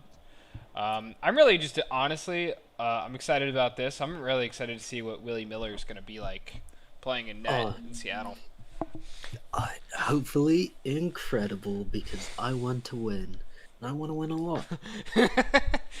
Jana Rosejack was a top prospect on the list until the beginning of the year. Really? Damn. Yeah, I think he finished at 20th on the top prospect list. Ooh. Hey, just before we get into the start of the second round, of course, oh yeah. So Any spoilers on the prospect list regarding one particular strapping center who plays for the Carolina Kraken? I'm pretty sure Dodd Rams is gonna do pretty well. if I had to guess. We're still really early in the process, by the way. If any SHL GMs are listening and you want to participate, just message me on Discord. And the SHL GMs who are participating, just fill in the survey when you can, because it's always really exciting when we can do that. It really helps out the league, gets players at the lower levels really excited about the future, and can also remind people about how people are progressing in their development as time goes on. And I'm working with other members on the site of doing more media for top prospect stuff. And you put in so much effort into it because obviously, like when I first saw it in my draft year, I was a bit puzzled, not really sure what it really meant, but seeing that, that big graphical presentation and all those nice words, it was like, whoa. You got to thank I- Dextaria for the graphics. Yeah, Dex, absolutely hats off to you, really put that feeling just, whoa, I can't go IA now. Yeah, that's exactly what we were going for. I like to think that you see those top prospect lists and it gets you excited to continue to work on your player and develop your player. I just knew that after seeing that, it's just like, yeah, I gotta get to number one. I gotta get to number one, and then I gotta lord it over all of my friends. Well, especially J-Sync. Bad person. I think J-Sync's gonna do okay in the survey too. Oh really? That's a shame. I bet I don't make the survey. Hey, you got some votes on the last one. I'll have you know. Did I? I was like gone for the last like 2 months, which I was on a leave of absence. Okay. I think you got more than one, but less than 4. 3 is a magic number. Less than 4, so 3. It was 3 is a 2. magic It was number. no. It could have been 2. I just don't remember if it was 2 or 3. And instead of saying 2 or 3, I decided to phrase it in a very annoying way. Oh, So take that. Okay, makes lads. sense. Round 2's up. and Yeah, we're ready to before we head into round 2, I think that's gonna be me for the night. All right, soon. Thanks so much for having me. This was so much fun. I hope Go you. Argonauts. Hey, I hope tomorrow when Spurs are getting their asses kicked by Man City, you'll be available. Yeah, I'm going out with a friend to see it. He's actually going for the Atletico game. I'm going. God, knowing him, he's probably picked a bar in like Arsenal territory. Ugh, I'm still gonna wear the Spurs shirt. Let's do it. Anyway, thanks so much for having me, guys. Yep, Have a thank great you. evening, everybody, and congrats to everybody who got drafted in the first round. You all are incredible. With the first pick in the second round, the New Orleans Spectres have selected Giannis Kraustis from the Vancouver Whalers. This is we got Tig in here. Welcome, Tig's Tig. here? Yeah, Tig. Hey, just what's up, joined. guys? Nothing I don't much. know that I've ever actually heard Tig's voice. Is it a nice voice, or do I need to leave? Oh no, you're good. Can somebody correct me if I'm wrong? Is Giannis Kraustis a Greek player? Because that would be cool if so. Because I'm like we're starting to get a few of them, and I know that we have Leon Athanasios in Newfoundland is a Greek player, and I'm hoping that maybe one day Greece could make a run at having an IIHF team. Because I know JSS would be on board with that. I just think it would be really cool ideas. I mean, I just want there to be a way to continue the legend of Leon Athanasios, one of my favorite players that I've ever seen. And so just because of that, I'm seeing Giannis Kraustis, and I'm just getting excited because it's a Greek center, really solid stats in their first season in the J. And I'm, a big jumper, by the way, going from 49th overall to 20th overall. So really big movement up in the draft. You guys know about this player? Yeah, I know him from a different league. Oh yeah, what are they like? No, he's a good guy. I know him from SCFSL. He was a quarterback over there for a little while. I think he might still be a quarterback over there. Just a yeah, like I said, good person. So it's always someone you want to take relatively high. It helps a lot with your locker room. So, yeah, it was someone that was. They were on our board for sure. So. I mean, just glad to see them go so high. I mean, it's a big morale boost when you can jump up in the J to SHL draft at that that high. Yeah, absolutely. It definitely helps with activity too. If you're someone that's like I don't know, a little concerned about maybe staying active, going highly definitely is a motivator. Also, and we should officially welcome Tig in because he came in right as the new pick was coming on. What's up, Tig? Not too much. How are you guys? I'm good. I've been enjoying seeing Seattle's draft so far. We've also been enjoying our draft very much. Willie Miller was the big interesting player in this draft. Glad he's going to Seattle. Yeah, that was definitely an interesting one because goalies are hard to kind of predict as far as the draft goes. But we knew we really liked him as a user first and foremost. He got rave reviews from his GMs in Nevada, and I'm good friends with Jax in particular. We were teammates for a long time, so I definitely weigh his opinion pretty heavily. And once we saw him there, we have a need in goal moving forward. We have Thor at the moment, and Rart's been a pretty good backup for us. But longer term, there's definitely an avenue for a young goalie to come up for us, and we're pretty confident that he's the guy. I was also going to say that this is a really good replacement, or Willie Miller in general is a really good replacement for Yana Rosejack in the farm system. That was one where Yano made it really high on our prospect list and stuff, and it's exciting to see having another guy kind of fill in that slot. Yeah, Rosejack was an unfortunate one because just kind of fell off the face of the earth a bit. We still aren't really sure what happened there. A bit. No, you could just leave it at fell off the face of the earth. Yeah, he just was gone. But that's the way she goes. And, we can't really complain with the way it worked out, being able to bring in Seb. And then also, we had 2 other picks in the first round where we're really happy with. E-Fish at 10 was not a guy that we even dreamed was really going to be there. We were kind of looking around at some of the rumors and whatnot about what was going to happen, and he was pretty well projected to be top 5 or 6 for the most part. And then we were kind of sitting there as he kept falling, and we were just like, oh, okay, this might happen, and then it did. And then a similar story with Manning. We did not see him being there at 20. We were really counting on him being well and truly gone at that point. We thought he was going to go in the mid-teens at the very latest, and that's just kind of when drafts work out, that's kind of the nice thing. It's just kind of serendipitous, and every time you go up to the board, there's someone there that you really want. And Thunder, do we have the pick ready for this next one yet? Winnipeg's pick is in, yeah. Okay. I've been looking forward to announce this one. So the Winnipeg Aurora have selected Bjorn Vigesen. Honestly, what was their GM thinking? I can't believe they'd take this player. Terrible pick by their GM. I can't believe it.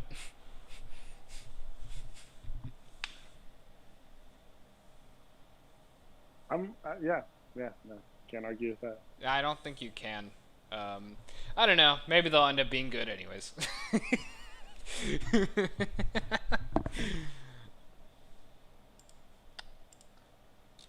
Yeah, I mean, you definitely got to boot. It's bad when the co of Winnipeg has to come in and kind of also speak about, just what was the front office thinking. When you're defending a pick right off the bat, it's not usually a good sign. Cough, Montreal.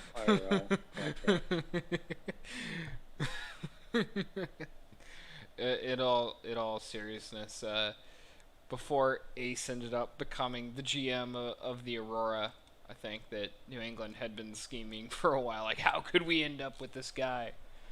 Because it's hard to imagine Ace not being a New England Wolfpack, but alas, he is not.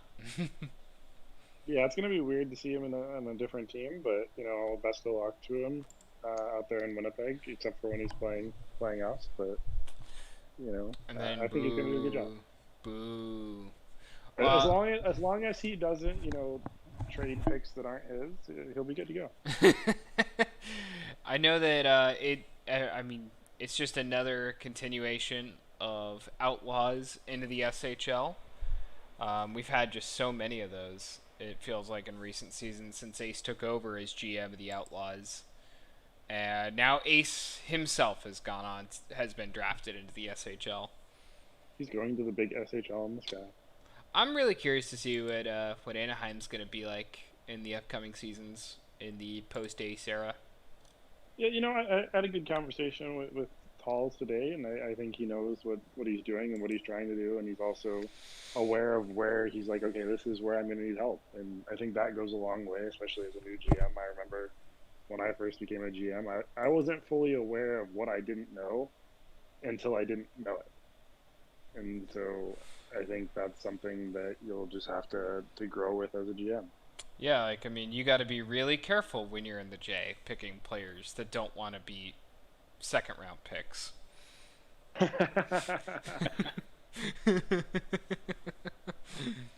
That if that's my legacy as a GM in the J, I will not be mad about that. Yeah, 4 days into being a GM, what a way to begin the career. My fourth ever draft pick, Gareth Rush, the legend. If you don't know who Gareth Rush is, look it up on the site. It's worth it. Hey, we have Nor in Hi. here. Hey, it's Nor. What's up, Nor? Nor. Wait, hello? Hello, Nor. Oh shit! I took it off speaker. That's my bad. Hey, sorry guys. So I'm on vacation. Actually, not running this draft. But I did ask for permission to announce this next trade. If you guys wouldn't mind me doing that. Let's do it. All right, here we go. So wait, it's not. Has it been updated on screen? Go ahead.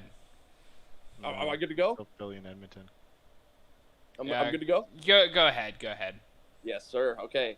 So, just pulling up the trade now. Hey, everybody! For those listening, it's me, Noor. I'm the commissioner of the SHL, here to announce a trade to the San Francisco Pride. New England is sending their second in this draft, 26th overall, and their third in this draft, 54th overall. New England, in return, is going to be moving up 2 picks. Montreal's second. They are picking 24th. Ooh. How exciting. Big trades. So, I'm on vacation in Montreal with some friends. I'm joined with Gabe, Waters, Halsey, Jeffy, JP, Alex, Ferda, and Simon. They were the crowd reacting to that. Hell yeah. Hey, I just got some real draft vibes, and I'm here for it. Love you guys so much. Congrats to everybody drafted. Have a good night. Have a good one, Nor. All right, so Alaska, walk us through. How exciting is it to get 24th overall? I think if people are asking the question, why do you give up assets to move up 2 picks? Sometimes we have a guy on your board, and you have your guy, and when you want to make sure they're going to be available, you're willing to give up a little bit and make sure that they're going to be on the board for you. Go, Pat. Ready? Luke's there now. The real commissioner here. Oh. But wait. What's up, Luke? I'm just here to inform you that try to speed things up a little bit. I know you want to take the time, but as well as, just a friendly reminder. Sure. Anyway, you guys are doing great. You guys are doing Pride's great. pick is in at 23. I'm gonna leave now.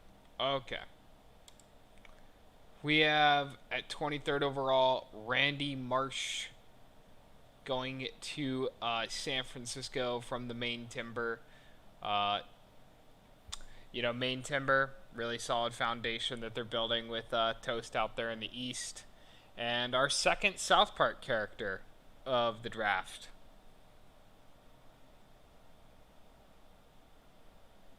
Yeah, not much to say about that one. Solid pick. It's a solid pick. San Francisco continuing to add on to the blue line with this pick, and hopefully we get to see Randy Marsh not far in the future and doing big things for San Francisco. Absolutely. All right. And then I don't know. I guess just Thunder. Whenever you got the pick, just cut in and let us know. Yep. Should be second here. There, New England's pick is posted. All right. And with the 24th overall pick, we have Joe Burrow out of Quebec City going to New England. I'm personally really excited to see this because I just found out that LSU fan is a fan of Tottenham Hotspur, and I'm really excited to have a Tottenham Hotspur fan in our locker room, and that way we can collectively be anxious about tomorrow.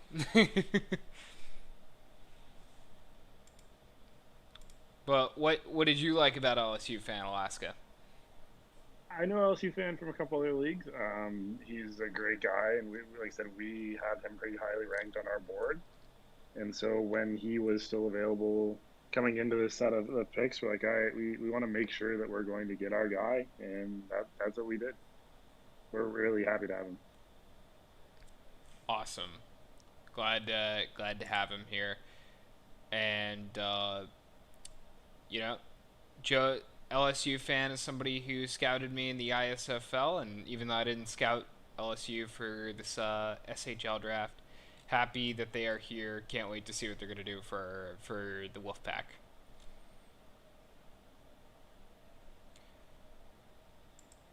And I think it's San Francisco back on the clock. San Fran back on the clock. And just let us know when it's ready. But yeah, San Francisco they got a lot of picks. Excited to see what Edmonton does with theirs coming up. San Fran's pick is posted. All right. At the 25th, where are we at? We at 25th? Yep, 25th overall pick. We have Petr Svoboda out of Kelowna. That is a good hockey name. I don't know about you guys, but damn, that is a lot of really solid hockey name. Artemis, you've done well with this hockey name, with this player name. I mean, I'm just really surprised to see that Calgary didn't somehow swoop him up here. But it's good to see Kelowna players can go to another team. They are allowed. Are we sure about that? I'm not sure personally. Every Kelowna player that wants to get drafted by a different team has to fist fight Izzy, and then once they get by him, they can leave. But he has first dibs on all Kelowna players apparently. It's his right. It's in the contract of every player in the J that if you get drafted by Kelowna, Izzy has to approve if you get to go to another team. And kids, this is why we make sure we have our lawyers read our contract. Yes. Pick 26 is posted. All right. At 26th overall, we have the great Emerald Lagasse. Yeah. Out of Newfoundland. This is one of our top prospects. It's Ham. Ham's in here to talk about Emerald Lagasse. Welcome, Ham. You have to excuse me just because I'm actually at the gym right now, but thought I'd still make an appearance, especially to talk about Beth. Go for it. Let's hear about Beth. All right. Well, I think it's pretty clear from San Francisco's drafting over the last year that here. Last season they took Talls. I believe a lot of people were surprised at goalie the first round, something like 12th overall. And with a pick like Beth now, that they really have a mandate on it's not just about the player, the position, it's about the person and what they can bring beyond sort of the sim aspects. And I think Beth is probably one of the best examples of that. You know, she joined a little bit later, but the more that she's been in the Newfoundland locker room, I think everybody's really fallen in love with having her show up and just really kind of change all the little things. I think we honestly started like a fitness channel because of her, a food channel, just to kind of, you know, share all these little things. And, you know, it's not like a big deal, but it's amazing how much one person can really bring to the locker room. And I think she's done that in spades for sure.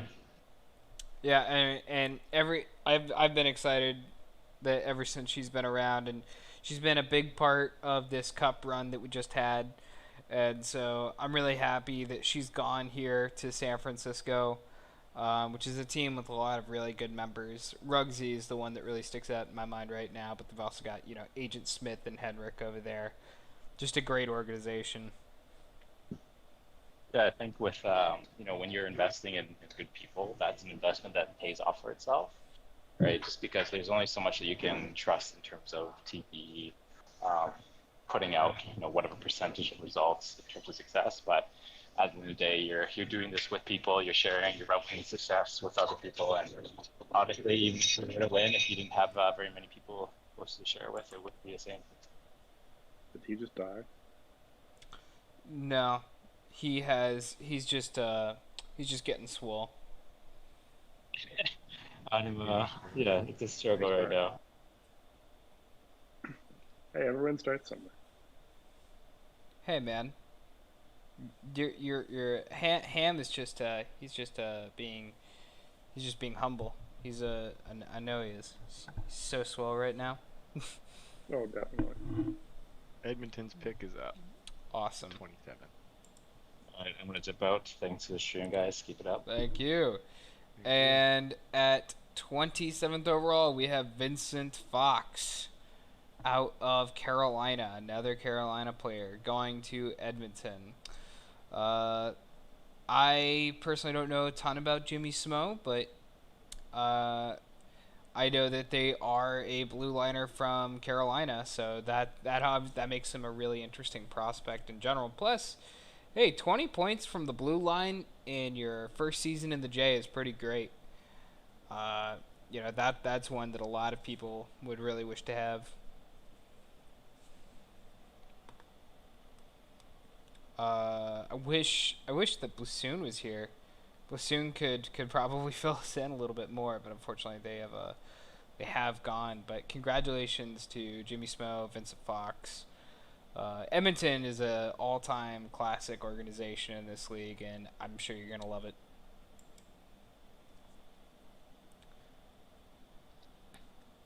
Is Tig still here, by the way? Yeah, sorry guys, I'm just doing stuff in the background. I'm here. I've missed your voice, Tig. I'm gonna head out, guys. It was nice to talk to you all. Happy to be Nice here for a talking little to you bit. too, Alaska. Sorry, I'm just typing away. My draft isn't quite over yet. Here's Finn. And Winnipeg pick should be posted for 28. All right. At 28th overall, we have the Winnipeg Aurora taking Luka Kovacsova. There we go. From Maine.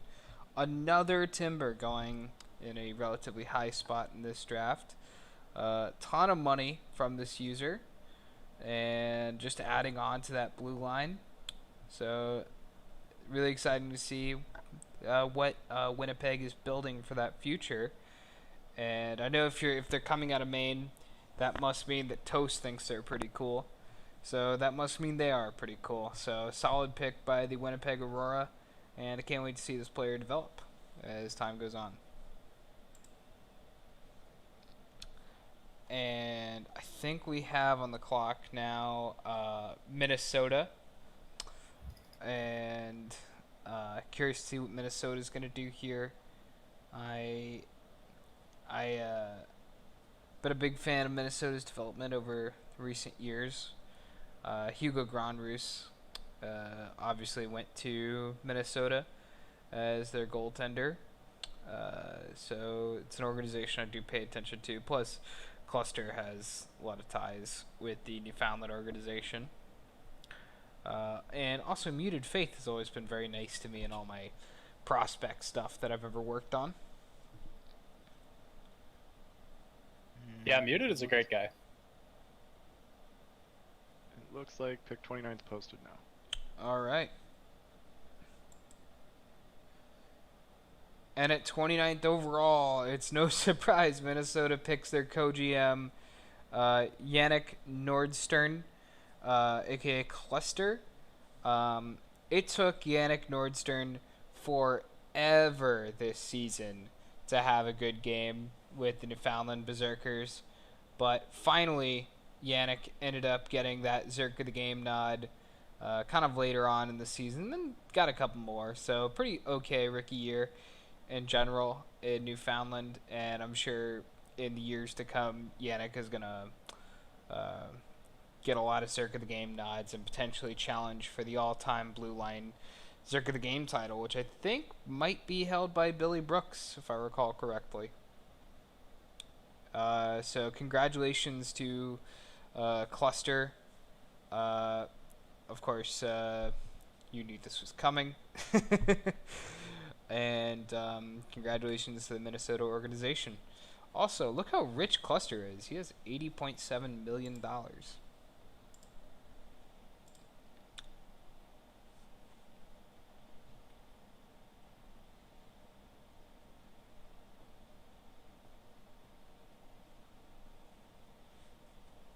And pick 30 from Manhattan should be up now. All right. And we have at 30th overall Manhattan selecting Archangelo Scaradog Jr., aka Citizen of Adra, aka Koa. I know Koa kind of okay. Really cool user.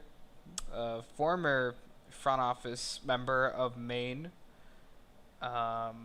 And another Maine timber going relatively kind of high in the draft, and also very well connected with the Manhattan organization, and just adding on to a really solid foundation that is the Manhattan farm system.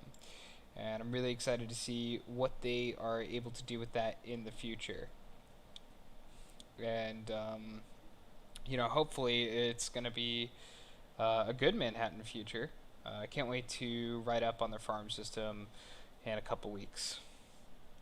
And now we have Montreal on the clock, led by Dan Koa. And I think is this like their first pick since No, when? Yes, this is their second pick in the draft. Wow. It's So been a pretty long big gap time. between 1 and 2. They've been on ice for a bit, yeah. But their pick is in. All right. And at 31st overall, Montreal has selected Samuel Kjelsen of the Quebec City Citadels, aka Tanner. Really solid pick here by Montreal. Looks like Tanner had a pretty good year in the J for themselves. A lot of time on the ice. I'd love to hear what some members of the Quebec City Citadels think about Samuel Kjelsen. And it is keeping a player inside the province of Quebec. Just hopefully maybe Quebec City and Montreal could build a farm system and build almost like a Quebec hockey network. And really excited to see what comes of this pick and where things go from here.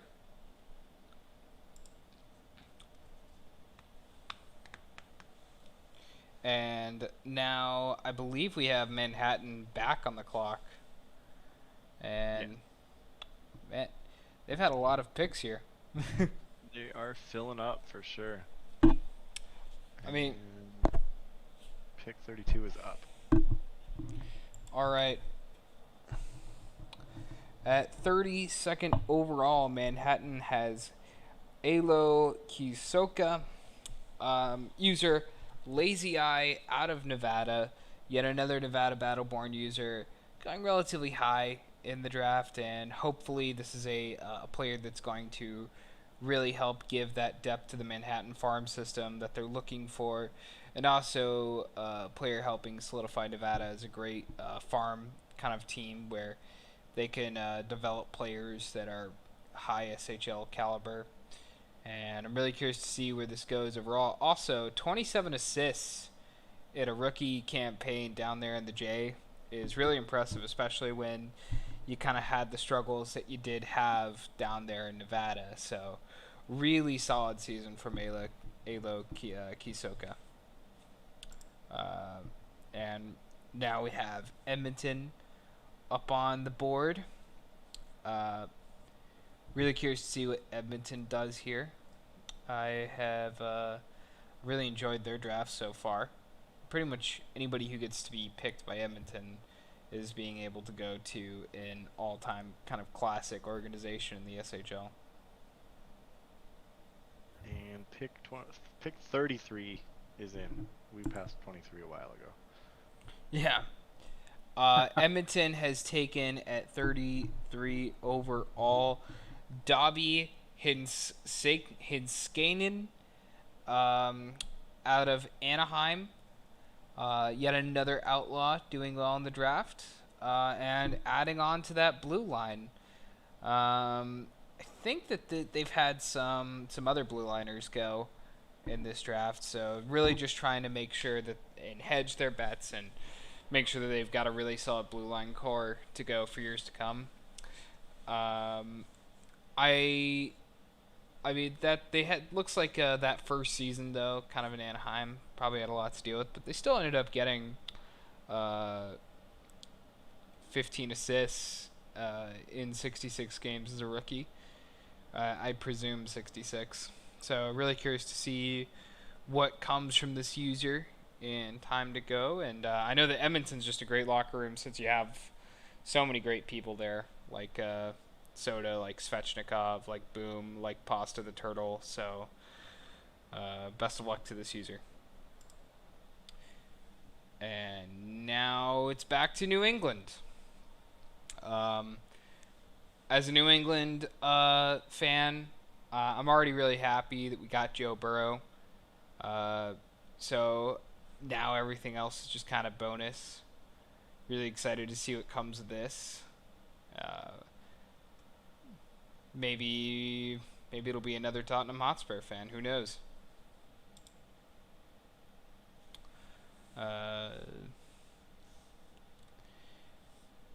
But at the very least, it will be exciting.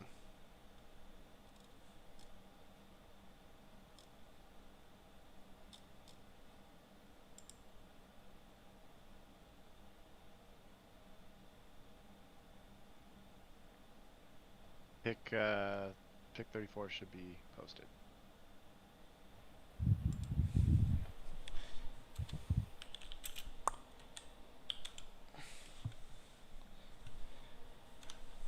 Hold on. Did I lose everybody? Oh, sorry, I'm still no. here. Sorry, I'm just wrapping things up, and then I can actually talk a little bit more consistently. Okay. Let me go over to the draft card. So, at 34th overall, New England has selected notorious troll Donald Jr. Trump. I don't know really anything about this user other than that they are just a troll. But hey, they earn well. Really excited to see how they do in New England and welcome them into the locker room. So welcome to the team, Donald Jr. Trump. Hal's and back. welcome, Hal. What's up? I'm just chilling, enjoying a draft at 2 a.m. Oh, is it already 2 a.m. there? That's But- the best time for a draft. Oh, yeah. The only time. By the way, is it at all possible, Thunder, that maybe like at some point we could sneak in and talk about in particular the first 3 players that went and got drafted again, because we had a lot of technical issues. Yeah, we can go back to the top 3. All right. I can bring the Let's cards up later, but we can yeah. kinda Let's do push it along. let's do that at the end of this round. Yep. So we're gonna go back and talk about some of the players we didn't get to talk about while we were having technical issues at the beginning of the draft, towards the end of the second round. Winnipeg and pick 35 have been announced, or ready to be announced, I guess. Okay. Winnipeg at 35th overall has selected Sean Stevenson of the Kelowna Knights. Center, really solid J season for Kelowna. Again, just impressed to see that a Kelowna player is not going to to Calgary, but also like earning really well. So this is a really quality pick at this point in the draft. Yeah, I think anytime you get somebody with 300 plus TP this deep in the draft, you're probably pretty happy with it. Especially for a rebuilding team. Absolutely. What is he? 5th in TPE among rookie forwards? And he's getting picked at 35. That's a steal. Yep, I mean, absolute steal. So well done to Ace and Bailey on this pick. Really excited to see what comes of this, and can't wait to see how it all turns out.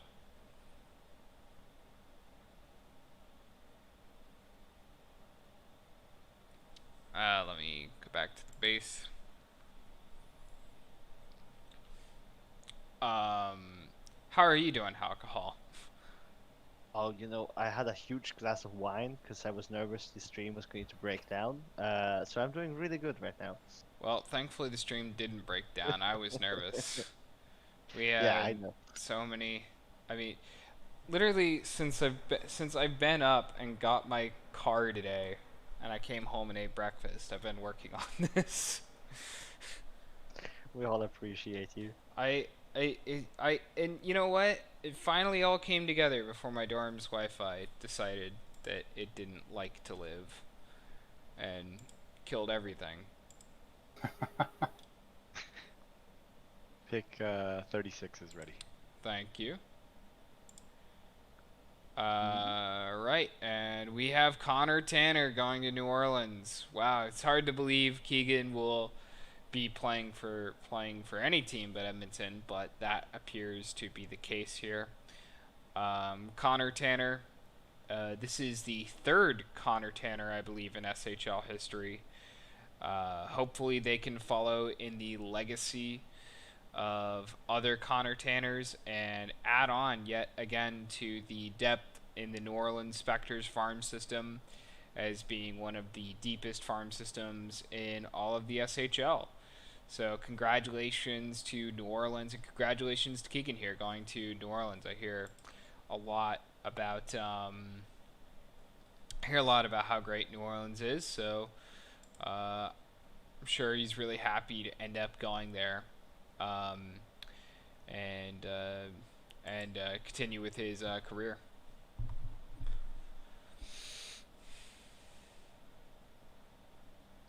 Yeah, it's at least 3 Connor Tanners at this point. It might be 4. Is it? I know it's at least 3. I'd be curious to see if it's 4. I know at least 2 of them have had the same spelling, but he tries to mix it up a little bit. Wait, are all from Keegan? Oh yeah. Yeah, all are Keegan. That's awesome. Pick You know 37. how everyone kind of like plans out their recreate names a little bit in advance. He's got that on lock. He knows exactly what his wheelhouse is. All right. Pick. All right. So Atlanta has taken Spicy Macagus, Laird Butler, out of St. Louis, 287 TPE. I love this render here. Really excited. I mean, I don't know a ton about the user, honestly, but I'm sure that if they're from St. Louis, probably a pretty cool person. They've produced some really quality players over the past couple seasons, such as Bytor. So, we'll see what comes of this. Halk, do you know anything about Spicy McHaggis? I don't know a lot about the Scarecrows in particular, but I do truly remember us discussing Spice McHaggis and the great name in the J draft last season. But I mean, 287 TP and a good bank. Now, this is a good pick by Atlanta. Yeah, for sure. Congratulations to Atlanta and best of luck in the future. Still have 3 goalies, I think, still out there. Curious to see what ends up being made of them. Looking forward to seeing where they go. And Calgary at 38 is ready. All right. 38th overall, Calgary takes Sam Stone. Very solid hockey name. 2 syllables. Stone's always a great hockey name. And well done to Calgary for picking a player with such a fantastic name. I hope they do really well in their career. Looks like they're in pretty solid. Got a lot of money in the bank. But that's our second straight Scarecrow off the board.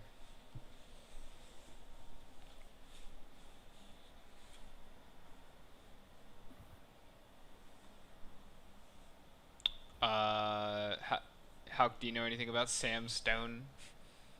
No, once again, it's another Scarecrow. As a Falcon. Yeah, us Detroit people aren't allowed to talk nicely about the Scarecrows. It's just not allowed. Yeah. But I mean, there's a good bank at least. Rich dude can probably pay for coaching. I mean, positive. Yeah, really solid. Solid earning.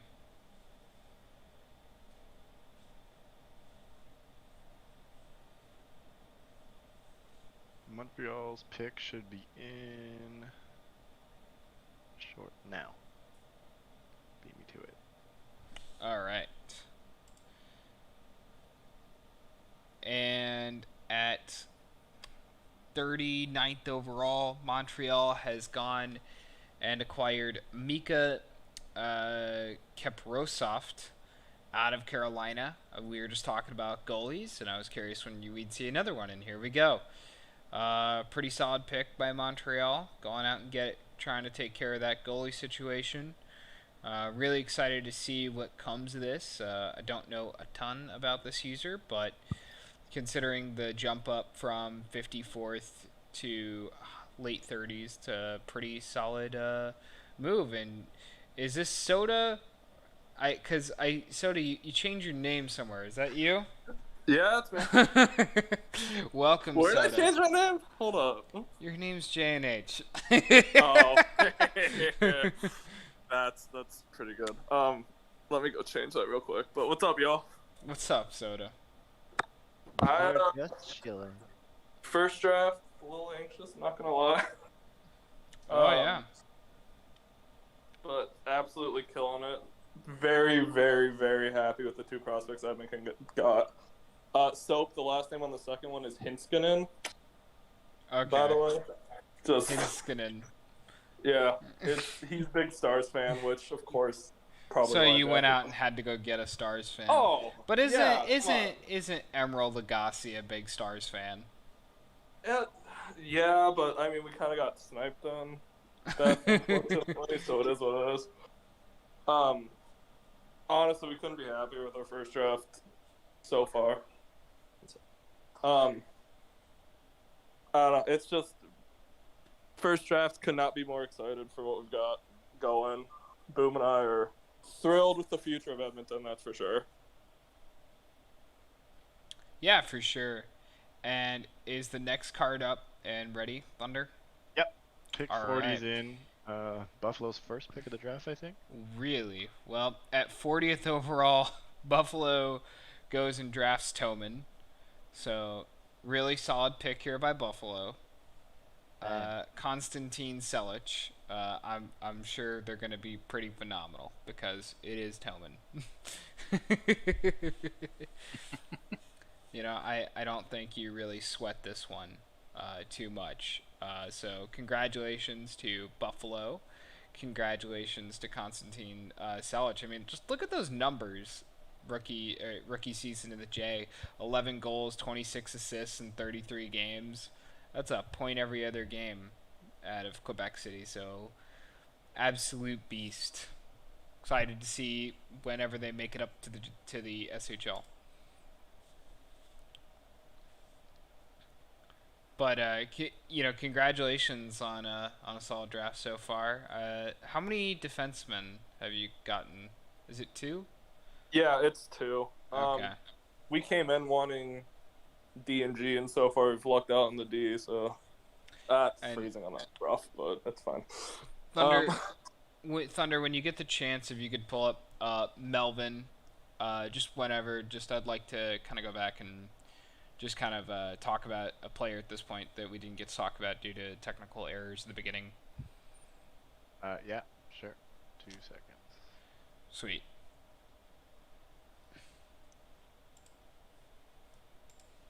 And I think Edmonton's done well, especially considering that they already have some really good blue liners in their system, notably Pasta, which of course everybody loves. Pasta and Sven both top tier prospects, and you forgot Tater earlier when you were talking about me. Tater and Nystrom, our season 59 class is stacked for sure. Plus Lev out of season 60 as well. So earlier, because of technical issues, we did not get to talk about Melvin Majestic Moose out of Nevada. This is our first overall pick, or the first overall pick in this draft. Melvin, the Majestic Moose, incredible earner, $125 million. Probably going to go down as an absolute legend of the Nevada Battleborn. And one of the better SHL, SMJHL prospects to come around in a long time. So really excited that we're now able to talk about that. Just weren't able to earlier because of some technical issues. And is going to be a really solid asset on the blue line for years to come in Manhattan. So sorry again to anybody who wasn't able to get mentioned earlier due to our technical issues, and congratulations again to Melvin, the Majestic Moose, going up to Manhattan. And well done. And now we have officially entered the 3rd round, and we have our first forfeit, I believe, right? Or not forfeit, skip? No, it's a forfeit. It is a forfeit. Okay, never mind. New Orleans forfeits pick 41, so Winnipeg is on the clock at 42. Sweet. And the pick's up, too. All right. And at 42nd overall, the Winnipeg Aurora select Jonas Johansson out of the Newfoundland Berserkers organization. I was wondering when this player would go. Really excited to see them go as high as they have. This guy is so active in our Discord. Jonas was even there when I was playing Football Manager and beat PSG as Saint Etienne. I absolutely love this user. One day they're going to be a great replacement for Reno when Reno goes to the SHL. So this is a absolutely fantastic pick by the Aurora. So well done to them. Yeah, huge part of Newfoundland, backup goalie, won a lot of clutch games, even got us a playoff game win against Maine. Winnipeg got them a good one, that's for sure. Absolutely. And also, just a really good active locker room member in general. If you're able to stay active, Seattle should be Yes, please. I believe we have the next one coming up. It is Jamal Nightingale, another Colorado Raptor, being selected from the blue line. User Academy dropout, a lot of money. Doesn't score a lot of goals, but they do get some assists. So I'm really excited to see how this player kind of fits into the mix in Seattle's really deep farm system. Yeah, so I mean, we weren't really expecting to be picking this late in the draft, but just kind of the way things played out, we have the cap space available to take some flyers on some defensemen. That's definitely the biggest organizational need at the moment. So we were sitting there at 43, and he was available, and we just decided to go ahead and slam it. So Colorado continues to be our own little farm team a little bit.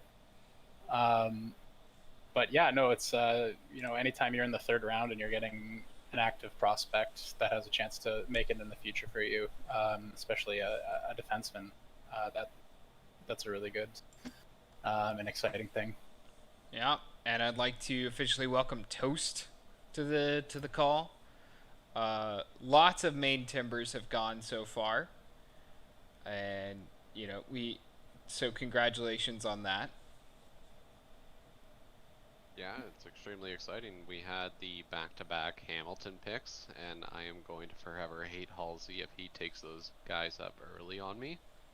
We've had a extremely successful draft in Manhattan, I feel like, and it's been a good night so far. Hell yeah. It's been a great night for Maine. And Manhattan, too. Yeah, all the M location teams so far, yeah. Is there another M location team? Yes, Montreal, who's on the board for the next 2 picks. I was also trying to give a shout out to Minnesota, but yes. True. No, I'm very excited to see these main players go early in the draft. Big Noof has done fantastic throughout the season to keep earning and be a locker room presence. JQ Opera Phantom probably was the best free agent signing of the season. Came in guns a-blazing through. Yep, just once he showed up in the league, was earning everything he could throughout the whole season. So that's probably why Hamilton scoped him out there. And it's nice to see all of our players going through the early draft and the early second round and stuff like that. Yeah, absolutely. And with Montreal coming up on the clock and back-to-back picks, curious to see what they do here. We do have our first passes coming up soon, though. Yes. Very shortly. Pick 44 is up, too. All right. Pick 44 is Jalal Adin Afiniogenov, a.k.a. Rory. This was Dylan's friend, if I recall correct. Dylan something in the SMJHL draft. This was their friend. And I remember they were talking about them in the YouTube chat the whole draft. So if Dylan's out there and if Rory's out there, congratulations on being selected by Montreal and yet another Nevada player off the board. Rory is definitely a gamble pick. I know Rory from other sim leagues. If you can get him invested, Montreal has found a steal in the draft here. It's just a matter of keeping Rory focused on the SHL. If they can manage to do that, he is going to be a stellar player for them. And worst case scenario is going to be a huge boost to the Discord, I'm sure. They're a Discord user, right? Active? I would assume so. I don't have a personal connection with Rory, but I know him from other leagues, and I know he is quite often on Discord. So at least Montreal has that to look forward to. Always good when you can add to your Discord culture. We only have one goalie left on the board now. They are starting to disappear. I just want to point out it's a main goalie. It is. It's a main goalie, eh? Any team would be lucky to have him. If there are any SHL GMs still listening in here. Pick 45 is up. All right. And Montreal selects Scott Thorne out of Kelowna. Green City, New York. I'm not going to assume what NY stands for, but Green City, NY. I don't see what their stats were in the J for their rookie season, but they were a 62nd overall pick by Kelowna in the J draft, so this is an upgrade as far as like they have gone up here. So hopefully Scott Thorne works out for Montreal and gives some depth to that system, but I'm personally not too familiar with the player. And now I believe New England is on the clock. Yes. Is alcohol still here? Yeah, I am indeed here. You are indeed here for New England's final pick, I believe, right? Or Exciting. It's it's not. Is it? Well, more It may or may not be. It may or may not be. You know, and it should be posted as well. all right. And we have Caden Pale out of Quebec City, at another Quebec City Citadel going. Congratulations to Caden Pale. Welcome, Caden Pale. Really happy to see Caden Pale join the team. Not too familiar with you, but I'm hoping to get to know you soon. And hopefully continue this New England journey together. Welcome to the Wolfpack, Caden Pale. Being a UDFA and still having those numbers is pretty impressive, so hopefully New England managed to get a solid pick here. But 16 minutes time on ice, wow. Yeah, 16 minutes time on ice is it's a lot, especially as a rookie and coming in at that TPE. I wonder when they got signed. Curious to see that. And now we have Philadelphia on the clock, and after that it's a Tampa Bay. No, is that Tampa? That's Tampa Bay forfeit. That is a Tampa Bay forfeit. Philly's pick is posted as well. All right. And the Forge select Jeff Hopkins, aka Hoppies, out of Quebec City. I saw Evok was talking about this user in the chat a while ago.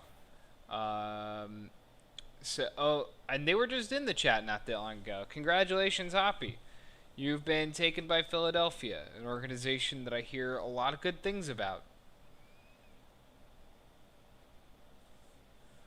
I'm not super familiar with the player, but probably pretty good.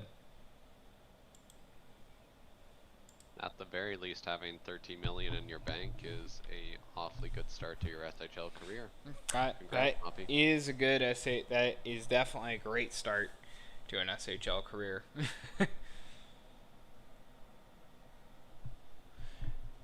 So as we said, pick 48 with Tampa was forfeited, so Minnesota is on the clock with pick 49, and it is posted for all to see. All right.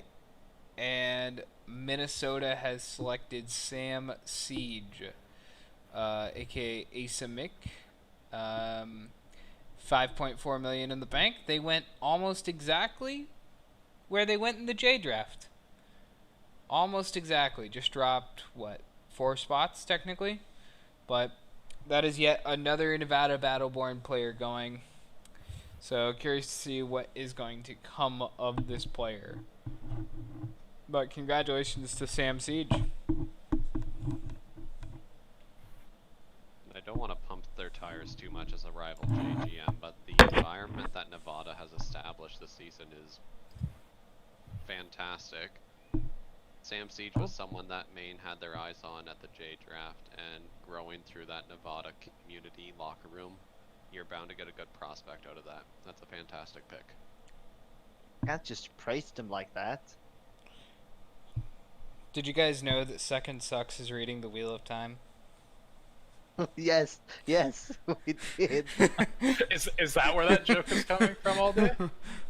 Yes. I've seen people reference Wheel of Time like 6 times today. I have no idea what's up. Oh. Sopath, don't know. No. Sopath loves Wheel of Time. Don't ask him about it for your own safety. Hey, I was just gonna point out that I've not mentioned the Wheel of Time one time this whole stream until right now. That's like a record or something. So you're saying I should read it? I'm saying you should go read it, like, right now. You should Okay. leave and go read The Eye of the World right now. That's fair, but I think our pick is next, so I should probably stick around for that. Okay, why don't you, Luke is here and spreading a threatening aura. So. Well, I'm here for the one after. Okay. Is the... Oh, wait, is actually. Is the pick Oh, wait, up? no, I'm here. Wait. Wait, what? Wait. Wait. Oh, wait, there's one more, and then... Yeah, there's another a... one. No, there's a trade for the next pick because there was a pass. Wait, are you 51 not got on... moved. Did Minnesota already got picked? Minnesota just did their Yeah, pick. Okay, Minnesota's perfect. pick. Alright, now I'm doing the trade. Alright, that's why I'm in here. Okay. Okay, thanks, Luke. Trade is Yeah. up. Okay, so, hi guys, I'm Gary Bettman. I'm a guy. Boo. So, well, Texas trades the 51st overall, which is the LAP season 61 third, to Seattle. And Seattle trades away season 64 Seattle third. So therefore, Seattle's on the clock. Tig, you're up. Oh, my time to shine. Yeah. So pick, please. I know you're on the clock. You've been on the clock for a little bit now since, obviously the draft isn't over. So. Yeah, of course. So with the 51st pick, we select Magnus Galtson, username Hall. And you're not going to believe this, but he plays for the Colorado Raptors. Another Colorado Raptor. My God, what a draft for the Raptors.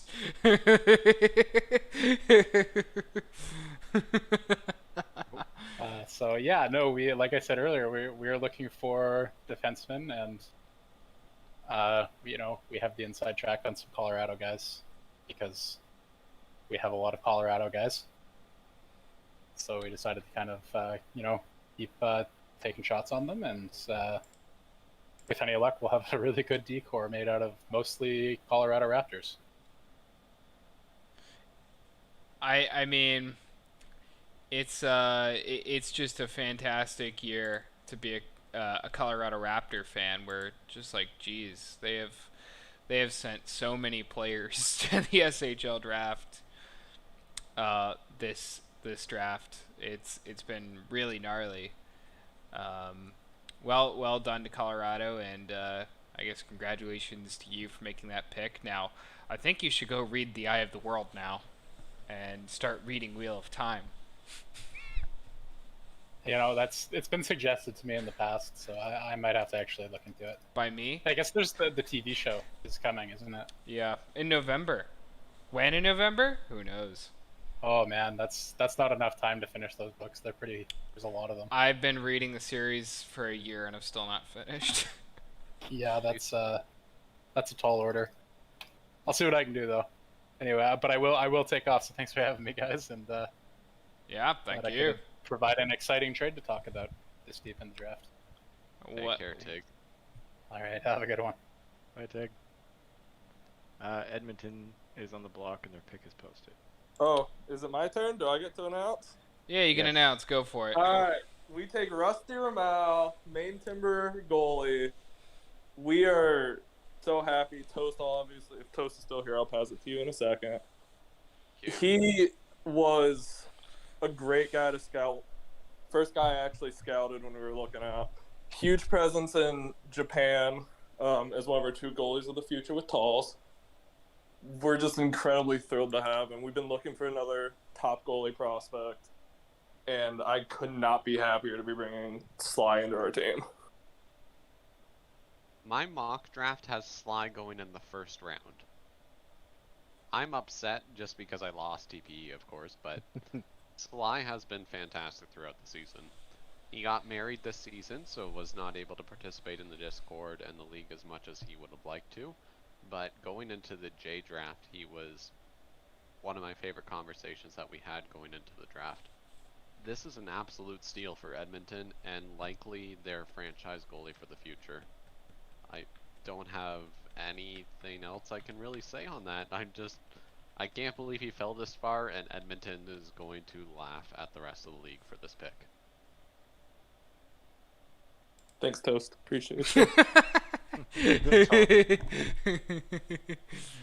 Well, congratulations to Rusty Ramal, and congratulations to Soda for being able to get apparently such a high quality keeper this late in the draft. And Appreciate it. I think that puts San Francisco on the clock.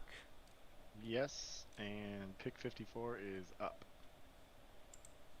Okay, let's go to it. Pick 54 is Patrice Bergeron Jr., another Nevada Battleborn. It is none other than No Respect. Center, scored 9 goals, 15 assists. Congratulations to this user, and I'm sure that they're going to love San Francisco. I know it's a really solid organization to be in, and just yet another Nevada Battleborn player going up to the SHL.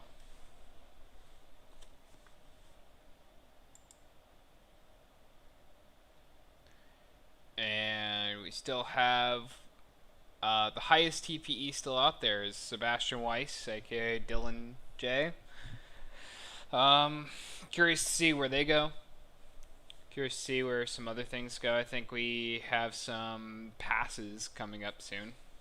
Yeah, we're about to hit a lot of passes. A lot of passing. Pick 55 was passed, and pick 56 with Hamilton was forfeited. So that brings us to Atlanta at pick 57. And it's ready to go. All right, at 57th overall, Atlanta takes Michael Robertson out of Maine. Toast, what can you tell us about this player? So Michael Robertson was someone I was hoping would fall to Manhattan. While Loka has fallen behind on TPE a fair bit on his class, he's arguably been the best voice in our locker room the entire season. Robertson has so much passion for the league. We just need him to apply it more to earning the TPE.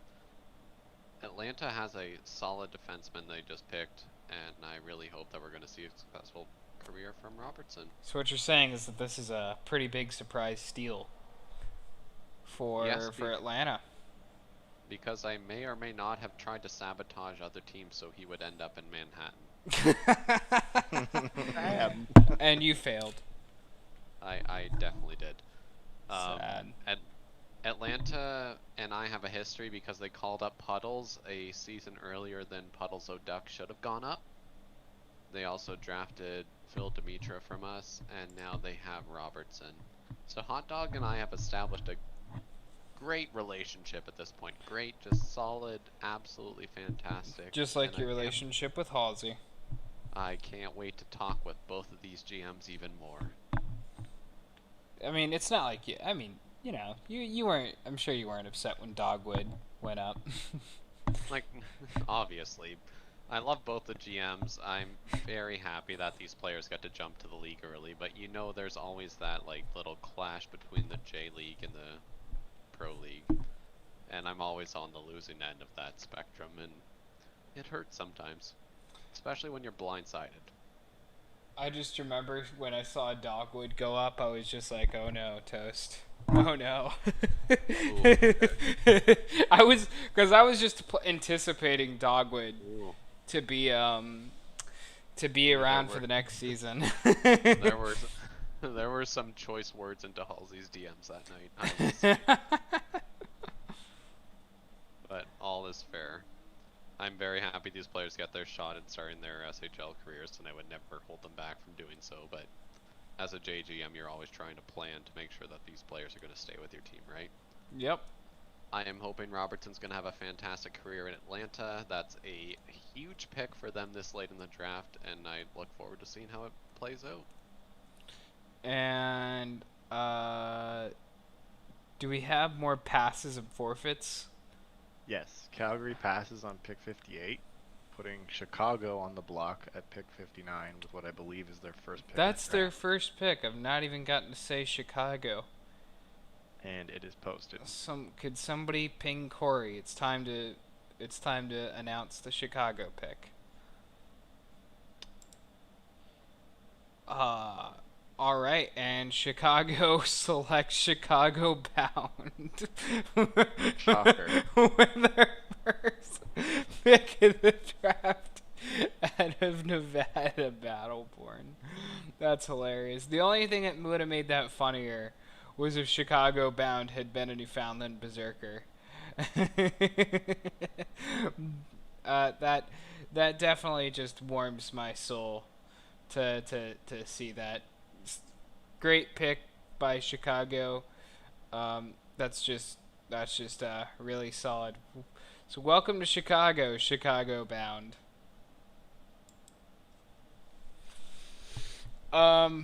We also have Steve Collins still out there. And Wing Wang and Tanner Fox, but I'm guessing that's just because... Wait, is Los Angeles even picked yet? Yeah, no. Los Angeles jumped out. I really feel like Voiceless Creator deserves a little more love. Even though he may have abandoned his career with this player. I will never forget my first defensive pairing in the SMJHL with Newfoundland. Well, maybe they play this character out, then they retire, and then they decide to join Maine or Newfoundland. Yeah, I'm just living in the season 54 to 56 era where Supin and Columbus were side by side for a majority of that. Good times. Good old days. It is funny as the time goes on, the J players that you don't get to play with anymore. Yeah, you just really start reminiscing on the old days, eh? Ah. And then your team goes and wins a new 4-star and you're forgotten about. Yeah, I mean, S55, who cares about those people? S60, dude, those guys won 56 games. Did S55 win 56 games? They did not. I feel really bad for Kelowna setting all those records, and then immediately the season after Newfoundland goes and just like breaks the entire thing. By a lot too. So we'll see if another team follows up by going 60-0 or 66. What's our? I will get a tattoo of the Berserkers if the Zerks get 57 wins next season. Soap tattoo? If the Zerks get 57 wins, which I think is what Corey said he'd do. Soap tattoo? If the Zerks get 57 wins next season, but that's almost certainly not going to happen. Soap tattoo, 57 wins. Alright, documented. Perfect. You guys seem to have this under control. I'm gonna dip out. Thanks for having me join you guys. Yeah, no great problem. Stream. Thanks for joining. Well, I wouldn't call it a great stream. It certainly started really badly, but It did. You pulled it up together. Good job. So enjoy this. We gotta draft Barry already, apparently, because they're about to pass out watching the draft. Bye, Hal. So picks 60, 61, and 62 have all been passed. Okay. Manhattan is on the block with pick 63, and it is ready to rock. All right, let's go. And Manhattan take Alexis Paquette. So this is another main player Also have going up to Manhattan. Since we have Toast in here, go ahead and tell us a little bit about Maine. I mean about this user. Do I really have to explain myself here? If a main player is going up to Manhattan, clearly I believe in them entirely. So Reaper came in late into the season in Maine, and since then has been a vocal person in the locker room, despite English being their secondary language. So at times it can be a little rough, but Reaper has always been energetic, ready to go, wants to give it his all, and has established relationships in the team.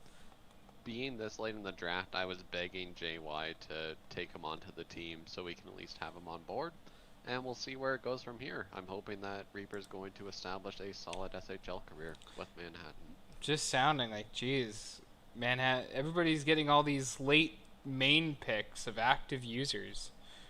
It's not fair. It's almost like they have the GM in their front office or something. It's almost as if why don't other teams have the GMs in their front office? Take notes. So bad, terrible. And we're rooting for Michael Loom any moment to go, and Barry any moment. Barry Benson will go. Here we are leaving pick 63. Picks 64, 65, 66, 67, and 68 have all been passed, bringing us to pick 69. The legendary pick. This is the whole reason we do this draft is for this. Yep. And it's ready to go. All right. We have Barry B. Benson. They've done it. The 69th overall pick with the B movie render. We've all been waiting for this moment. Well done for Minnesota to do the right thing and make this pick. It was required, and they have done it. And Barry B. Benson has been selected. Congratulations to Michael Loom and the whole Minnesota organization. And what? I just need to pause here. Barry B. Benson is a character from the B movie. I've never watched before. I've never watched B movie either. He's the main character. Well, I can tell based on the B render, which is an absolute phenomenal job to our graphics department, whoever put that together. But wow, good to know. Bravo the Monarchs on getting their B. There's something there with like monarch butterflies and bees or something, I'm sure. Something there. I don't have it. I am sweating my ass off right now because the sun has been on me for 3 hours as I've been doing this. I have no thinking. We're almost done. We're almost done. So leaving pick 69, picks 70 to 82 were all passed by everybody. So we're on pick 83, which is again Manhattan. All right. And it is ready to rock. Go ahead and tell us about Sebastian Weiss, aka Dylan J. Toast. Sebastian Weiss is another pick that Manhattan's going to make just based on establishing our locker room. So the mentality here is we figure if Dylan wants to prove himself as an SHL player, then he's going to be in the proper environment for that. Manhattan's a team that's developing still over the seasons, and Dylan could potentially earn a spot on the main roster should he continue to earn TP and prove that he's going to be a proper member of the team going forward. The idea behind this is we have a solid community established now in Manhattan. Dylan's probably going to be a good fit in there, and we're looking forward to seeing how things go from here. Yeah, I mean, I only know Dylan from just making characters and then not then like I think he had an S56 character or something, and I just remember him from that. It was season 56. Season 56. Yeah. Something like that, Mix a yeah, lot yeah. of characters. Is Dylan the last pick? No. We There's got one more. There's one more. Yeah. Who will it be? 84 to 102 are passed, bringing Manhattan back on the clock again. No. Pick 103. You guys are Pick so 103. greedy. You pick so many people. Yeah. I I really blame don't. JY. I blame JY as well, but I also blame every other SHL GM. You know who I blame? I blame Corey. Once we announce the pick, I will go into further detail. No, you won't. And it should be good to go. It's Wing Wang. Who? Who? Flat. See, that's the reaction you want. Who? Who? Swing Wang. Wing Wang going into the J draft was one of the most sought after prospects, and then he told every SMJHL GM that he only wanted to go to Nevada, and it broke my heart even though I had not had a conversation with him yet. Yes, that makes 0 sense, but... So Platt is a fantastic person who is committed to probably not seeing through his career to the SHL. However, we've already established getting Schwarz at 1st overall, is 4th overall, and that's a big Nevada community, and we're getting this guy very, very late in the draft. We're in the hundreds now? Well, it's the 103rd. last pick of the draft. 103rd. 103rd. Who else can say that they were drafted 103rd in the SHL? I can name a couple. I don't know why other teams don't. 88th was Kuo Somatoi in season 60. Carl Wojciech Kekkonen was 107, but that was a GM pick. Okay. And I don't feel like going through the other ones, so there you go, Toast. Thank you. Do we Luke. get? I appreciate you. Do we get Yep. the players? Oh my God! Oh my God! We did it! Yes, I will say, Sopat, I don't know if you noticed, but Fuzz is still on there. Yeah, Tanner he's Fox. So officially, GMs are just auto drafted, but Yeah. they always like to save the last pick to pick their player, either like 69th overall as a meme or whatever. But he didn't, because Fuzz is actually on his honeymoon, and he couldn't be here. So, congrats to him on getting married. And yeah, so he's auto drafted, so therefore he's technically not a part of this draft, but he is. Confusing rule right there, but that's SHL in general. What did Fuzz go overall? 1,000 because he's a GM. What? Oh my God! How could he do that? Wow. Yeah, there's the SHL for you. Meanwhile, Ace took his player at 22nd. Well, I've been here for 10 well, years. he kind of and I had still to, refuse because read you have the to rules. you have to be 3 seasons or longer as a GM in order to get auto drafted. So Ace basically told the GMs, "Hey, if you pick me before 22, I'm retiring." And then they didn't. No one played the chicken game with him, so then he drafted himself.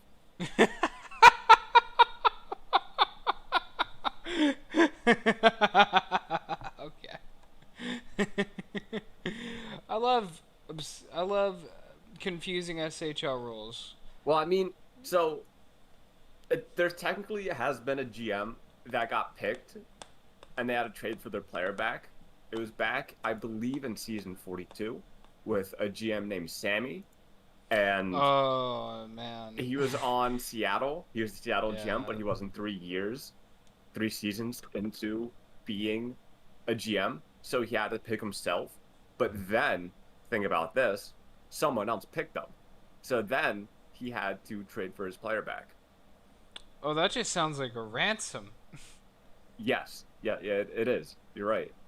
So, I think... Actually, I don't know what he did. You know, This is right before my time, too, so... you know, Sammy's the person who drafted me into the SHL. Really? Yeah, back in season 38. Oh, yeah, because you're a season 38 guy. Yeah, no doubt. I mean, I went IA immediately afterwards, but Yeah, but you know, I Bags was Bieber, the goat. One I could say. I was there. So Sammy drafted me, as well as Blast Me Away, I believe. And Yeah, because he was kind of the co, but not really a co at that time. Yeah. he took like 11 people in that draft. It was crazy. And then I'm pretty sure there was like 2 Hall of Famers there, but neither stayed with Seattle. Yeah, because Seattle kind of blew up right after that. Yeah. Yeah. An infamous legacy. Yeah, a very infamous legacy. And then they went to Tampa Bay, so that's why we're saying Seattle, because Seattle Riot was a team. And now there's the Seattle Argonauts as well. Yeah. So even more confusion. Well, we did the draft, everybody. We did the thing. We Yes. we did it. Oh my god. So first of all, I would like to thank you, Sopath, for streaming this, as well as, the first couple picks were rough, but you got there, and you did a great job afterwards. Even though you still didn't post the card for first overall, it was still with the moose instead of the other one. First overall. Oh yeah, we had the penguin. Shit. Yeah. We So went try and to- corrected that. We went actually back and corrected it. talked Yeah. briefly. Okay. Okay. Anyway, so thank you for doing this. It is always good to have more than just Seven and Halk to be able to post live streams. So yeah. I also Well, thank the thing for that whoever else is watching, all 16, maybe 15 people. Let's have a fun season 61. Yeah, for sure. Very fun, very nice. Let's do it. All right, we did it. I need to go eat a burger. Oh my god. Yeah. So you can end stream, you can end everything. I'm ending this now. Goodbye.